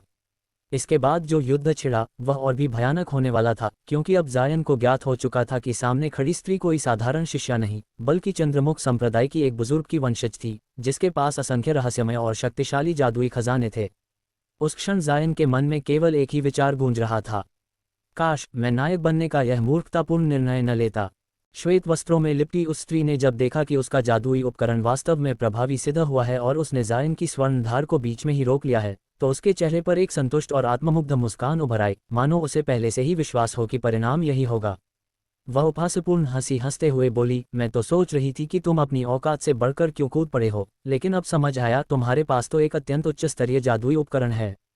किंतु शब्द समाप्त होते ही उसने बिना एक क्षण भी गंवाए अपना हाथ पलटा और उसकी हथेली में एक गुलाबी रंग का क्रिस्टल गोला प्रकट हुआ, जिसे उसने आगे बढ़ाकर सीधे अपने माथे से सटा दिया। ये दृश्य देखते ही पीले वस्त्रों वाली शिष्या का रंग उड़ गया और वह घबराहट में लगभग चीखती हुई बोली, ये ठीक नहीं है, ये क्रिस्टल गोला दूसरों के जादुई उपकरणों को सड़ा देता है। कनिष्ठ भ्राता जायन, इसे तुरंत रोको। मेरे सारे जादुई उपकरण इसी तरह नष्ट हो गए थे। उसकी चेतावनी सुनते ही जायन का हृदय जोर से धड़क उठा और बिना किसी अतिरिक्त सोच विचार के उसने अपने हाथ में लिपटे रजत हुक को झटके से फेंक दिया। वह हुक तुरंत ही एक चांदी की रेखा में परिवर्तित होकर सीधे उस स्त्री के क्रिस्टल गोले की ओर जा लपका। श्वेत वस्त्रधारी स्त्री के होंठ एक और टेढ़े हुए और उसने अपनी 10 उंगलियों से एक विचित्र मंत्र मुद्रा बनाई, फिर एक लाल प्रकाश रेखा से उस क्रिस्टल गोले को अपने माथे पर प्रहार किया। क्षण भर में वह गोला, जिसने पहले ही साधना शक्ति को सी लेना आरंभ कर दिया था, प्रचंड लाल आभा छोड़ने लगा और स्वयं घूमने लगा, जिसके बाद उसमें से गुलाबी तरल की धाराएं फूट पड़ीं और वे एक तरल बादल का रूप लेकर गोले के चारों ओर फैल गईं, जो यद्यपि केवल 10 मीटर के दायरे में थी, फिर भी उस स्त्री के ऊपर का पूरा आकाश लाल चादर की भांति ढंक गया। जायन एक पल को हिचकिचाया, क्योंकि वह रजत हुक को इतनी सरलता से उस अजीब लाल तरल में प्रवेश कराने के लिए तैयार नहीं था, इसलिए उसने उसे नीचे की ओर मोड़ते हुए सीधे उस स्त्री के शरीर की दिशा में घुमा दिया। उसी क्षण उसने एक और उच्च स्तरीय जादुई उपकरण, एक नीली रस्सी निकालकर अत्यंत चुपके से आगे फेंक दिया, जो भूमि से चिपकते हुए ऐसे आगे बढ़ी मानो कोई आत्मिक सर्प हो। क्षय। अचानक श्वेत वस्त्रधारी स्त्री ने क्रिस्टल गोले की ओर उंगली उठाई और तरल बादल का एक छोटा अंश अलग होकर नीचे जा गिरा, जिसने नीचे से आ रही श्वेत आभा को लपेट लिया और उसे इतना धीमा कर दिया कि रजत हुक का वास्तविक स्वरूप स्पष्ट दिखाई देने लगा। ये देखकर जायन के मन में चिंता की लहर दौड़ गई और उसने कठोर निर्णय लेते हुए रजत हुक को त्याग दिया, जबकि उसी क्षण नीली रस्सी को तेजी से आगे बढ़ाकर उस स्त्री और उसकी रक्षा परत को कसकर बांध दिया, जिससे वह एक विशाल चिपचिपे चावल के पकौड़े की भांति जकड़ गई। यद्यपि उसके पास असंख्य खजाने थे, फिर भी अचानक आए इस स्थिति में वह तुरंत मुक्त नहीं हो सकी। इसी क्षण जायन ने बिना किसी हिचक के स्वर्ण प्रकाश ईंट नामक खजाना तावीज निकाल लिया, क्योंकि उसे यह ज्ञात नहीं था कि नीली रस्सी उसे कितनी देर तक बांध कर रख सकेगी, और इसलिए उसने ये जोखिम उठाने का निश्चय किया कि इससे पहले कि वह मुक्त हो, वह उसे समाप्त कर दे। पीले वस्त्रों वाली शिष्या यद्यपि दिखने में साधारण थी, परंतु बुद्धि में कम नहीं थी। भले ही उसके पास अब कोई शक्तिशाली जादुई उपकरण न बचे हों, फिर भी वह लगातार छोटे छोटे मंत्र, अग्निगोलों और हिमघनों से उस तरल और छोटे दर्पण पर प्रहार करती रही, ताकि जायन के कुछ उपकरण बचाए जा सकें। किंतु ये प्रयास अधिकतर व्यर्थ सिद्ध हुए। तुच्छ उच्च स्तरीय उपकरणों से मुझे बांधना चाहते हो? कुछ ही देर में तुम्हें अपनी मूर्खता का ज्ञान हो जाएगा। नीली रस्सी में बंधी होने पर भी उस स्त्री का घमंड कम नहीं हुआ। जायन ने उत्तर देना उचित नहीं समझा और स्वर्ण प्रकाश ईंट को कसकर पकड़ते हुए अपने भीतर फिर से साधना शक्ति के निर्दय खिंचाव के लिए स्वयं को तैयार कर लिया। लेकिन तभी अचानक उस स्त्री के पीछे के घने वन से एक भयानक स्रोत से प्रचंड आध्यात्मिक ऊर्जा फूट पड़ी। जायन अभी समझ भी नहीं पाया था कि हुआ क्या है कि वन की गहराइयों से बिजली की भांति एक पीली नोक निकली, जिसने एक ही क्षण में नीली रस्सी, रक्षा परत और श्वेत वस्त्रधारी स्त्री तीनों को भेद दिया। वह स्त्री एक शब्द भी नहीं बोल सकी और वहीं धराशायी हो गई। इसके तुरंत बाद एक नीली छाया उल्का की भांति आए और शव के पास प्रकट होकर उसकी कमर से भंडारण थैली छीन ली और उन्मत्त हंसी हंसने लगा। जायन ने देर हो जाने पर खींच भरी सांस ली, परंतु अपने जीवन को बचाने के लिए वह उस व्यक्ति की हर गतिविधि पर ठंडी दृष्टि जमाए रहा। वह व्यक्ति एक अधेड़ आयु का पुरुष था, जिसका चेहरा घावों से भरा हुआ था, भौहें पतली और नागबाज की चोंच की तरह मुड़ी हुई थी। उसके शरीर से निकलती दुष्ट आभा किसी को भी भयभीत कर देने के लिए पर्याप्त थी। जब जायन ने जाना कि उसकी साधना 13वीं परत की चरम अवस्था में है, तो उसका हृदय भारी हो उठा। ये तो वीर प्रताप, स्वर्गीय साम्राज्य दुर्ग का उन्मादी वीर प्रताप है। पीले वस्त्रों वाली शिष्या भय से चिल्ला उठी।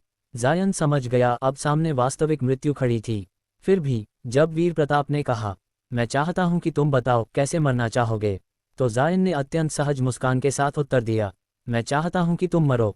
वीर प्रताप का कुरूप चेहरा उस क्षण और भी अधिक विकृत हो उठा, क्योंकि उसने अपने पूरे जीवन में कभी यह कल्पना भी नहीं की थी कि कोई साधारण सा 11वीं परत का कनिष्ठ शिष्य उसके सामने खड़े होकर उसे उपहास का पात्र बनाएगा। उसी क्षण उसके हृदय में वर्षों से संचित क्रूरता और अहंकार एक साथ फट पड़े और उसकी क्रोधाग्नि अनियंत्रित होकर आकाश छूने लगी।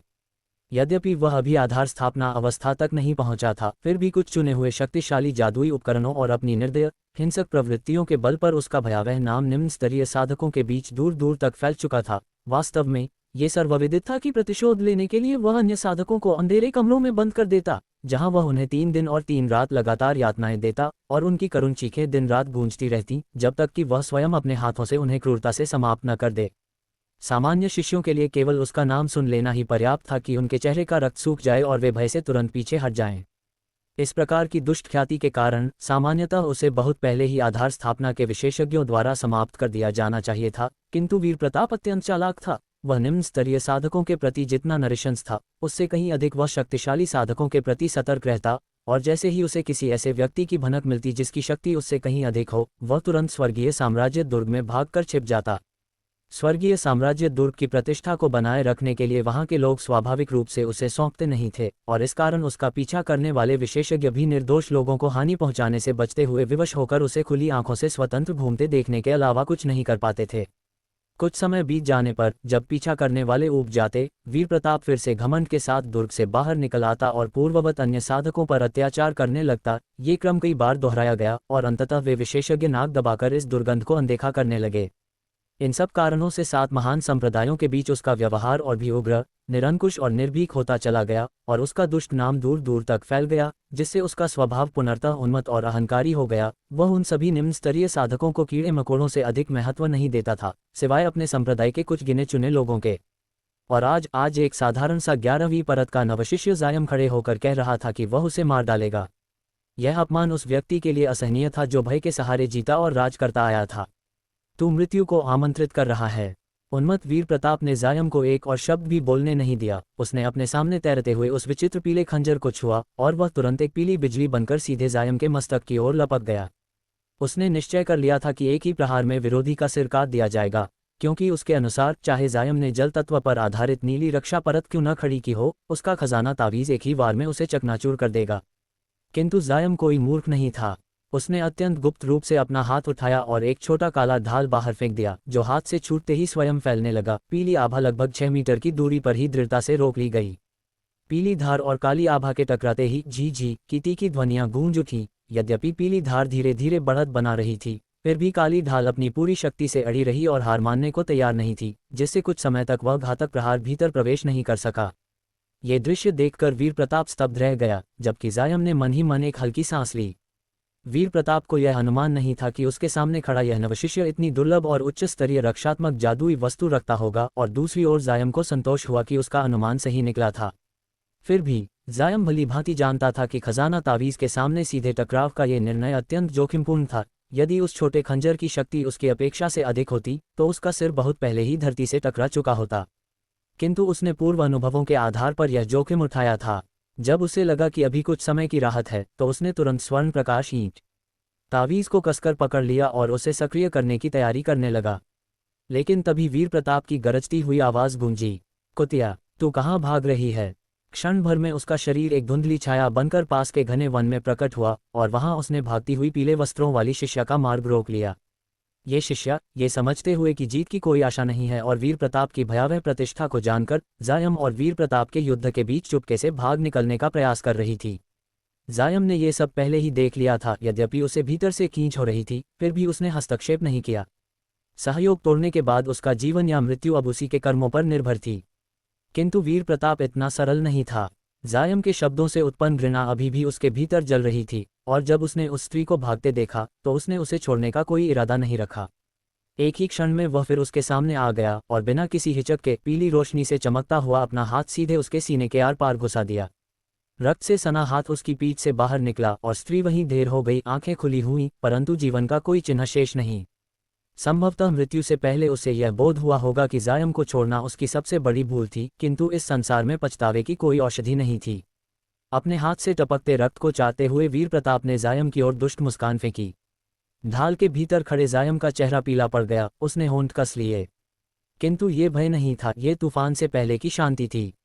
और उसी क्षण उसके मन में एक ही विचार गूंज रहा था, यह युद्ध अब केवल जीवन और मृत्यु का है। हालांकि जायन ये बिल्कुल भी नहीं समझ पा रहा था कि फैंग ह्यूए की गतियां इतनी असाधारण रूप से तेज कैसे हो सकती थीं, फिर भी उसके मन के किसी कोने में धीरे धीरे गहरी शंकाएं जन्म लेने लगी थीं। लेकिन इस समय न तो उसके पास इन शंकाओं की जांच करने का अवसर था और न ही स्थिति उसे ऐसा करने की अनुमति दे रही थी। इसलिए विवश होकर उसे अपने गोल्डन लाइट ब्रिक नामक खजाने वाले तावीज को वापस समेटना पड़ा और बिना किसी हिचकिचाहट के उसने अपने हाथ में पकड़ी हुई गोल्डन बीटल स्वॉर्म ब्लेड की मूल तलवार को घुमाया, जिसके परिणामस्वरूप उसकी सभी सहायक तलवारें मधुमक्खियों के झुंड की तरह एक साथ उड़ पड़ीं और सुनहरी रोशनी की 8 तेज धाराओं में परिवर्तित होकर पूरी आक्रामकता के साथ सीधे फैंग ह्यूए की ओर जा दौड़ीं, क्योंकि जायन का इरादा उनकी भारी संख्या से उत्पन्न अव्यवस्था का लाभ उठाकर विजय प्राप्त करना था। यदि प्रतिद्वंद्वी अपनी रक्षा के लिए उस पीली रोशनी की धार को वापस बुला लेता तो ये स्थिति जायन के लिए कहीं अधिक अनुकूल होती और वह लंबे समय तक गतिरोध बनाए रख सकता था, किंतु उसे स्वयं इस संभावना पर पूरा विश्वास नहीं था, क्योंकि जिस व्यक्ति की इतनी व्यापक ख्याति थी उसकी वास्तविक शक्ति निश्चित रूप से इतनी सीमित नहीं हो सकती थी, और अब तक किए गए हमले स्पष्ट रूप से केवल परखने के उद्देश्य से ही किए गए प्रतीत हो रहे थे। जैसा कि अपेक्षित था, जब फेंग युए ने जायन की सुनहरी तलवारों को अपनी ओर उड़ते हुए देखा तो उसके चेहरे पर भय या घबराहट की कोई झलक नहीं उभरी, बल्कि उसने ठंडी हंसी हंसी और उसके हाथ में पकड़ी हुई एक वस्तु से पीली रोशनी फैलने लगी, जो देखने में एक पीले रंग की छतरी के आकार का जादुई उपकरण थी। फेंग युए ने उस छतरी को अपने हाथ से छोड़ा भी नहीं, बल्कि जैसे ही 8 सुनहरी धाराएं उसके सामने पहुंची, उसने अत्यंत आराम से छतरी खोल दी, जिसके साथ ही पीली रोशनी से बना एक गोलाकार सुरक्षा आवरण तुरंत उसके पूरे शरीर को ढंक गया, और जब सुनहरी तलवारें उस प्रकाश गोल से टकराईं तो पीपी पापा जैसी अजीब आवाज़ों के साथ वे सभी उछलकर वापस लौट गईं। ये स्पष्ट था कि यह भी एक उच्च स्तरीय रक्षात्मक जादुई उपकरण था, और इसकी शक्ति को देखकर यह निस्संदेह कहा जा सकता था कि यह जायन की फ्लाइंग डार्क आयन शील्ड से कहीं अधिक श्रेष्ठ था। जायन के चेहरे का रंग तुरंत उड़ गया और वह कुछ क्षणों के लिए फीका पड़ गया, जबकि दूसरी ओर फेंग युए जोर जोर से हंसने लगा और उसके चेहरे पर अपार आनंद और घमंड का भाव साफ झलकने लगा, क्योंकि जब से उसने येलो पैरासोल प्राप्त किया था तब से किसी भी निम्न स्तरीय साधक ने उसे कभी चोट तक नहीं पहुंचाई थी, और जायन के भयभीत हावभाव देखकर उसके मन में स्वाभाविक रूप से आत्मसंतोष भर गया था। फेंग युए इस छतरी को अपने तलवार तावीज़ से कहीं अधिक मूल्यवान मानता था, क्योंकि जहां तावीज़ केवल सीमित समय तक ही काम आते थे और ऊर्जा समाप्त होते ही व्यर्थ कागज बन जाते थे, वहीं ये पीली छतरी असीमित बार प्रयोग की जा सकती थी। जायन ने गहरी सांस ली, अपने मंत्र को रोकते हुए उंगली से संकेत किया और सभी सुनहरी तलवारों को वापस बुला लिया, जो लौटकर उसके हाथ में अपने मूल रूप में आ गईं। फेंग युए यह नहीं समझ पा रहा था कि जायन आगे क्या करने वाला है, लेकिन अपनी सुरक्षा को लेकर निश्चिंत होकर उसने अपनी पूरी एकाग्रता उस पीली धार को नियंत्रित करने में लगा दी। हालांकि उसे यह ज्ञात नहीं था कि यद्यपि फ्लाइंग डार्क आयन शील्ड रक्षा क्षेत्र और क्षमता में कमजोर थी, लेकिन उसकी लचीलापन और गतिशीलता अधिकांश साधारण रक्षात्मक उपकरणों से कहीं अधिक थी। अंततः चाहे फेंग युए उस पीली धार को कितनी ही तीव्रता और कौशल से घुमाता रहा, वह हर बार ढाल द्वारा पूरी तरह रोक दी जाती थी, और तभी उसे यह एहसास हुआ कि यदि वह इस ढाल को पूरी तरह नष्ट नहीं करेगा तो वह कभी भी जायन तक नहीं पहुंच पाएगा। उसके चेहरे पर क्रोध और झुंझलाहट का भाव उभर आया और उसे फिर से अपनी पुरानी रणनीति अपनानी पड़ी, यानी पीली तलवार धार से धीरे धीरे लोहे की ढाल को घिसते रहना। जबकि ढाल से निकलने वाली काली रोशनी अब काफी कमजोर हो चुकी थी, फिर भी वह थोड़ी देर तक प्रतिरोध करने के लिए पर्याप्त थी। इसी समय, ये समझते हुए कि विजय की कोई सीधी संभावना नहीं बची है, जायन ने दांत भींचकर एक अत्यंत पीड़ादायक और निर्णायक निर्णय लिया। उसने सुनहरी तलवारों को अपने भंडारण थैले में वापस रखा और उनकी जगह एक छोटा नीला काला लौकी नुमा पात्र निकाला, जिसे उसने ऊंचा उठाया, और उसी क्षण उसमें से 7-8 काले गोले निकलकर पंखों की तरह हल्के होकर फेंग युए की ओर उड़ चले। फेंग युए जायन की हर हरकत पर नजर रखे हुए था, इसलिए वह कुछ पल के लिए स्तब्ध रह गया, क्योंकि यह लौकी आकार का उपकरण अत्यंत साधारण था और लगभग हर निम्न स्तरीय साधक ऐसे सस्ते उपकरणों से परिचित होता था। चाहे इन गोलों को रखने वाला पात्र लौकी हो, बोतल हो या मटका, इनसे निकलने वाले तथाकथित प्राइमीवल बीड्स की शक्ति उच्च स्तरीय जादुई उपकरणों की तुलना में नगण्य ही होती थी। लेकिन इसी कारण फेंग युए के मन में हल्की सी शंका भी जाग उठी। उसने गोलों के पास आने की प्रतीक्षा नहीं की, बल्कि तुरंत आइस स्पेयर टेक्निक वाला तावीज निकालकर उसे सक्रिय किया, जिससे एक चमकदार क्रिस्टल साफ बर्फ का भाला बना, जिसे उसने पूरी ताकत से फेंक दिया। पेंग की तेज आवाज के साथ भाले ने 3-4 गोलों को उछाल दिया और स्वयं टूट गया, जबकि बर्फ के टुकड़े आकाश में फूलों की तरह बिखर गए और ओलों की सुंदर वर्षा सी प्रतीत होने लगे। ये देखकर फेंग युए पूरी तरह निश्चिंत हो गया और उसका ध्यान फिर से जायन पर केंद्रित हो गया। लेकिन तभी एक नीले रंग का झंडा प्रकट हुआ, जिस पर एक उग्र नीला अजगर अंकित था, जो इतना जीवन प्रतीत हो रहा था मानो अगले ही क्षण बाहर कूद पड़ेगा। एक नज़र में ही फेंग युए समझ गया कि यह एक शीर्ष स्तरीय उच्च ग्रेड जादुई उपकरण है, जिसे हल्के में लेना मूर्खता होगी। जायन उस झंडे को नियंत्रित करते हुए उसमें नीली आध्यात्मिक ऊर्जा भरने लगा, जिसकी चमक अत्यंत तीव्र और भयावह थी। हालांकि फेंग युए को अपनी येलो पैरासोल पर पूरा विश्वास था, फिर भी उसकी सतर्क और चालाक प्रवृत्ति ने उसे बिना पलक झपकाए उस झंडे को घूरने पर मजबूर कर दिया, क्योंकि उसे डर था कि कहीं ये कोई विचित्र शक्ति रखता हो। प्राइमीवल बीड्स को उसने केवल ध्यान भटकाने की चाल मानकर पूरी तरह नजरअंदाज कर दिया, ये सोचकर कि वे पूरे दिन भी छतरी पर टकराते रहें तो कुछ नहीं बिगाड़ पाएंगे। लेकिन जैसे जैसे जायन एक के बाद एक उच्च स्तरीय जादुई उपकरण निकालता गया, फेंग युए के मन में बेचैनी और भय बढ़ता गया, और उसे लगने लगा कि जायन भी उस अत्यधिक खजाने वाली स्त्री की तरह किसी महान गुरु का शिष्य है। उसकी हत्या इच्छा और तीव्र हो गई, क्योंकि यदि जायन बच गया तो भविष्य में उसे अंतहीन परेशानियों का सामना करना पड़ सकता था। इसी बीच प्राइमीवल बीड्स पीली सुरक्षा दीवार से टकराईं और उछल गईं, लेकिन तभी एक गोला टूटा और उसके भीतर से एक बहुत छोटा नीला दाना प्रकट हुआ। इतना छोटा और नीला, फैंग यूए के मुंह से उपहास अभी पूरा भी नहीं निकला था कि वह नीला दाना सुरक्षा आवरण से टकरा गया। अगले ही क्षण एक भयानक, प्रचंड, चकाचौंध कर देने वाली सफ़ेद रोशनी फूट पड़ी। यही वह अंतिम रंग था जिसे फैंग यूए ने अपने जीवन में देखा। जायन की आंखों के सामने उस नीले दाने के टकराते ही कई झांग चौड़ा चांदी सा प्रकाश गोला फैला और फैंग यूए के शरीर के आधे हिस्से को बिना आवाज के निगल गया। रोशनी गायब होते ही फैंग यूए का शरीर रेत की तरह ढह गया और हवा में उड़कर राख बन गया। जमीन पर केवल उसके पैरों के आधे हिस्से और जूते बचे रह गए। जायन तुरंत जमीन पर बैठ गया, गहरी सांस ली और कांपते हुए दिल को शांत किया। हेवनली लाइटनिंग सीड के बिना वह ये युद्ध कभी नहीं जीत सकता था। लेकिन उसके चेहरे पर खुशी नहीं बल्कि कड़वी हंसी थी, क्योंकि रक्त और अग्नि की परीक्षा अभी दूसरे दिन ही पहुंची थी और उसके सारे तुरुप के पत्ते पहले ही खत्म हो चुके थे। क्योंकि फैंग यूए मूल रूप से खड़ा हुआ था, इसलिए उसके पैरों में पहने हुए उस एकमात्र जोड़े जूतों के अतिरिक्त जमीन पर और कुछ भी शेष नहीं बचा था, और जिन भंडारण थैलियों की जायन को पूरी आशा थी वे मानो इस संसार से विलीन हो चुकी थीं, एक भी चिन्ह छोड़े बिना पूरी तरह गायब हो गई थीं। जायन एकदम से ऐसे सीधा खड़ा हो गया जैसे पानी से उछलती हुई मछली, और फिर अगले ही क्षण ऐसा लगा मानो उसकी पीठ पर आग लग गई हो, क्योंकि वह अत्यधिक घबराहट और उतावलेपन के साथ उस स्थान की ओर दौड़ पड़ा जहां फैंग यूए अस्तित्व से मिट गया था। और वहां उसने बहुत देर तक चारों ओर हाथ फेर फेर कर खोजबीन की, किंतु भंडारण थैली का नामो निशान तक नहीं मिला। क्या ऐसा हो सकता है कि हेवनली लाइटनिंग सीड की शक्ति इतनी भयानक थी कि उसने व्यक्ति के साथ साथ उसकी भंडारण थैली को भी जलाकर राख बना दिया? अपने आसपास कई बार खोज करने के बाद जायन को अंततः इसी अत्यंत निराशाजनक निष्कर्ष पर पहुंचना पड़ा। फिर भी हार मानने को तैयार न होकर उसने खोज का दायरा कई गुना बढ़ाया, किंतु परिणाम बिल्कुल वही रहा। हालांकि इसी दौरान उसे उस अमीर युवती का छोटा दर्पण और क्रिस्टल गेंद अवश्य मिल गई, और चूंकि उनका स्वामी पहले ही मर चुका था, इसलिए वह छोटे ब्लेड वाले खजाना तावीज़ को भी सुरक्षित रूप से प्राप्त करने में सफल रहा। जब जायन ने इन 3 वस्तुओं को अपने हाथ में देखा और साथ ही यह सोचा कि उसने हेवंस लाइटनिंग चाइल्ड, उच्च गुणवत्ता वाले जादुई उपकरण, चांदी का हुक और नीली रस्सी और वे भंडारण थैलियां खो दी थीं जो बिजली के बीज के साथ नष्ट हो गई थीं, तो वह कुछ क्षणों के लिए निःशब्द होकर आकाश की ओर देखने लगा।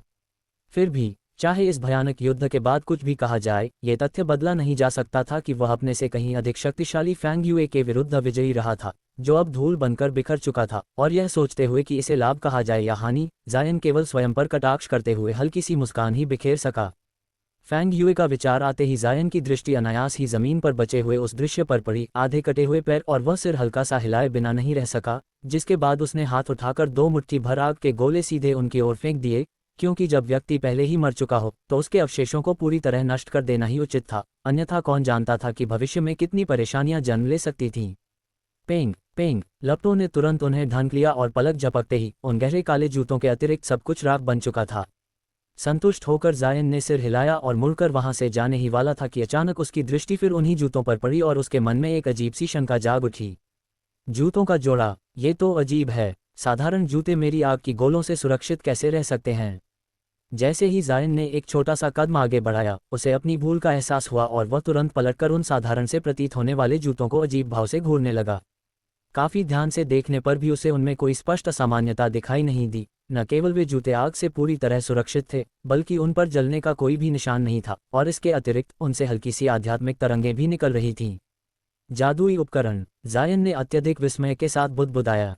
कुछ क्षण झिझकने के बाद वह आगे बढ़ा, नीचे झुका और उन काले जूतों को उठाया, जिन्हें हाथ में लेकर वह कुछ देर तक सहलाता रहा और फिर निष्कर्ष निकाला, हल्के और मुलायम हैं, लेकिन फिर भी अत्यंत मजबूत। ये न कपड़े के हैं और न रेशम के, बल्कि लगता है किसी पशु की खाल से बनाए गए हैं। क्योंकि वह अब उनके बेहद करीब था, जायन स्पष्ट रूप से उनमें से निकलती हुई आध्यात्मिक ऊर्जा को महसूस कर पा रहा था, और इसमें कोई संदेह नहीं रह गया था कि ये वास्तव में जादुई उपकरण थे, संभवतः किसी दैत्य प्राणी की खाल से निर्मित। इन चमड़े के जूतों को देखते ही जायन के मन में कोई धुंधली सी स्मृति कौंधी, और उसने बिना अधिक देर किए अपने साधारण जूते उतारकर इन्हें पहन लिया। जैसे ही उसने उन्हें पहना, उसका पहला विचार यही था कि वे इतने आरामदायक और हल्के हैं मानो उसने कुछ पहना ही न हो। कुछ समय तक पहनकर देखने के बाद भी कोई असाधारण घटना नहीं हुई, जिससे वह हल्का सा भौहें सिकोड़ते हुए एक छोटा सा कदम आगे बढ़ा। हुची! अचानक उसका शरीर धुंधला पड़ा और वह पंख की तरह हल्का होकर 3 मीटर से भी अधिक दूर प्रकट हो गया। Imperial flight technique? नहीं, ये तो उससे भी कहीं तेज है, जायन ने हर्ष और विस्मय से भरे मन से सोचा। इसी क्षण वह फैंग यूए की असाधारण गति और फुर्ती का रहस्य समझ गया। ये सब इन जूतों के कारण ही संभव था। इन जूतों को पहनकर वह धीरे धीरे चलने लगा, फिर उनकी क्षमता से परिचित होते हुए अपनी गति बढ़ाता गया और अंततः शिफ्टिंग स्मोक स्टेप्स का उपयोग करने लगा। पहले जहां उसकी अधिकतम गति केवल धुंधलापन और हल्की सी प्रतिच्छवि उत्पन्न कर पाती थी, अब इन जूतों के साथ वह इतना तेज हो गया कि एक ही समय में कई समान प्रेत छवियां प्रकट हो गईं, सभी एक ही मुद्रा में, एक ही मुस्कान के साथ, और फिर वे सभी धीरे धीरे एक बिंदु पर सिमट गईं, जहां जायन स्थिर खड़ा था। कुछ क्षण वह निःशब्द खड़ा रहा, मानो किसी गहरे विचार में डूबा हो, फिर अचानक वह जोर से हंस पड़ा, इतना कि उसकी आंखों से आंसू बहने लगे। काफी देर तक हंसने के बाद उसका शरीर नीली रोशनी में चमका और वह स्वयं नीली हवा में बदलकर हवा में विलीन हो गया। अगले ही क्षण चारों ओर गहरा सन्नाटा छा गया और केवल हवा की सरसराहट सुनाई दे रही थी। अचानक गड़गड़ाहट की आवाज गूंजी और आसपास के पेड़ बीच से अजीब ढंग से कटने लगे। कट इतने चिकने थे मानो दर्पण की सतह हो, जबकि वहां कोई दिखाई नहीं दे रहा था। कुछ ही समय में 100 मीटर के दायरे में केवल ठूंठ ही शेष रह गए। तभी हल्की नीली आभा में लिपटा हुआ जायन प्रकट हुआ। माथे पर पसीना था, लेकिन चेहरे पर प्रसन्नता छुपाए नहीं छुप रही थी। अब वह समझ चुका था कि शिफ्टिंग स्मोक स्टेप्स, चमड़े के जादुई जूते और इंपीरियल फ्लाइट टेक्निक के संयोजन से वह इतनी गति प्राप्त कर चुका था कि सामान्य व्यक्ति की नग्न आंखों से पूरी तरह ओझल हो सकता था। उसके अनुमान के अनुसार यहाँ तक कि हेवंस आई टेक्निक का उपयोग करने वाला कोई उत्कृष्ट साधक भी उसे केवल धुंधली सी झलक के रूप में ही देख पाता। यद्यपि यह गति मानव शरीर की सीमाओं से परे थी और वह इसे अधिक समय तक नहीं बनाए रख सकता था, फिर भी ये किसी शत्रु को कई बार मारने के लिए पर्याप्त से भी अधिक थी। जायन ने नीचे देखा, अपने पैरों के जूतों को देर तक सहलाया और मन ही मन तय कर लिया कि चाहे कोई कितनी ही कीमती खजाना तावीज़ क्यों न दे, वह इन्हें कभी नहीं बदलेगा। आत्मविश्वास से भरकर उसने चारों ओर नजर डाली, फिर पीले वस्त्रों वाली स्त्री के शव को देखा, हल्की सी सांस ली और आग के गोले से गड्ढा बनाकर उसे अत्यंत साधारण ढंग से दफना दिया। यही उसकी सीमा थी। इसके बाद उसका शरीर चमका और वह जंगल की गहराइयों में लुप्त हो गया, क्योंकि अब वह केंद्रीय क्षेत्र की ओर बढ़ना चाहता था। लेकिन जायन को यह ज्ञात नहीं था कि निषिद्ध क्षेत्र में पहले दिन की इस रक्तरंजित हत्या के बाद विभिन्न संप्रदायों के केवल 70 शिष्य ही जीवित बचे थे, और उनमें से अधिकांश अब केंद्रीय क्षेत्र के निकट एकत्र होकर दूसरे दिन के महावध की प्रतीक्षा कर रहे थे। और फैंग युए तथा वह अमीर युवती जो इस नरसंहार में सम्मिलित थे, अब इस संसार से पूरी तरह मिट चुके थे।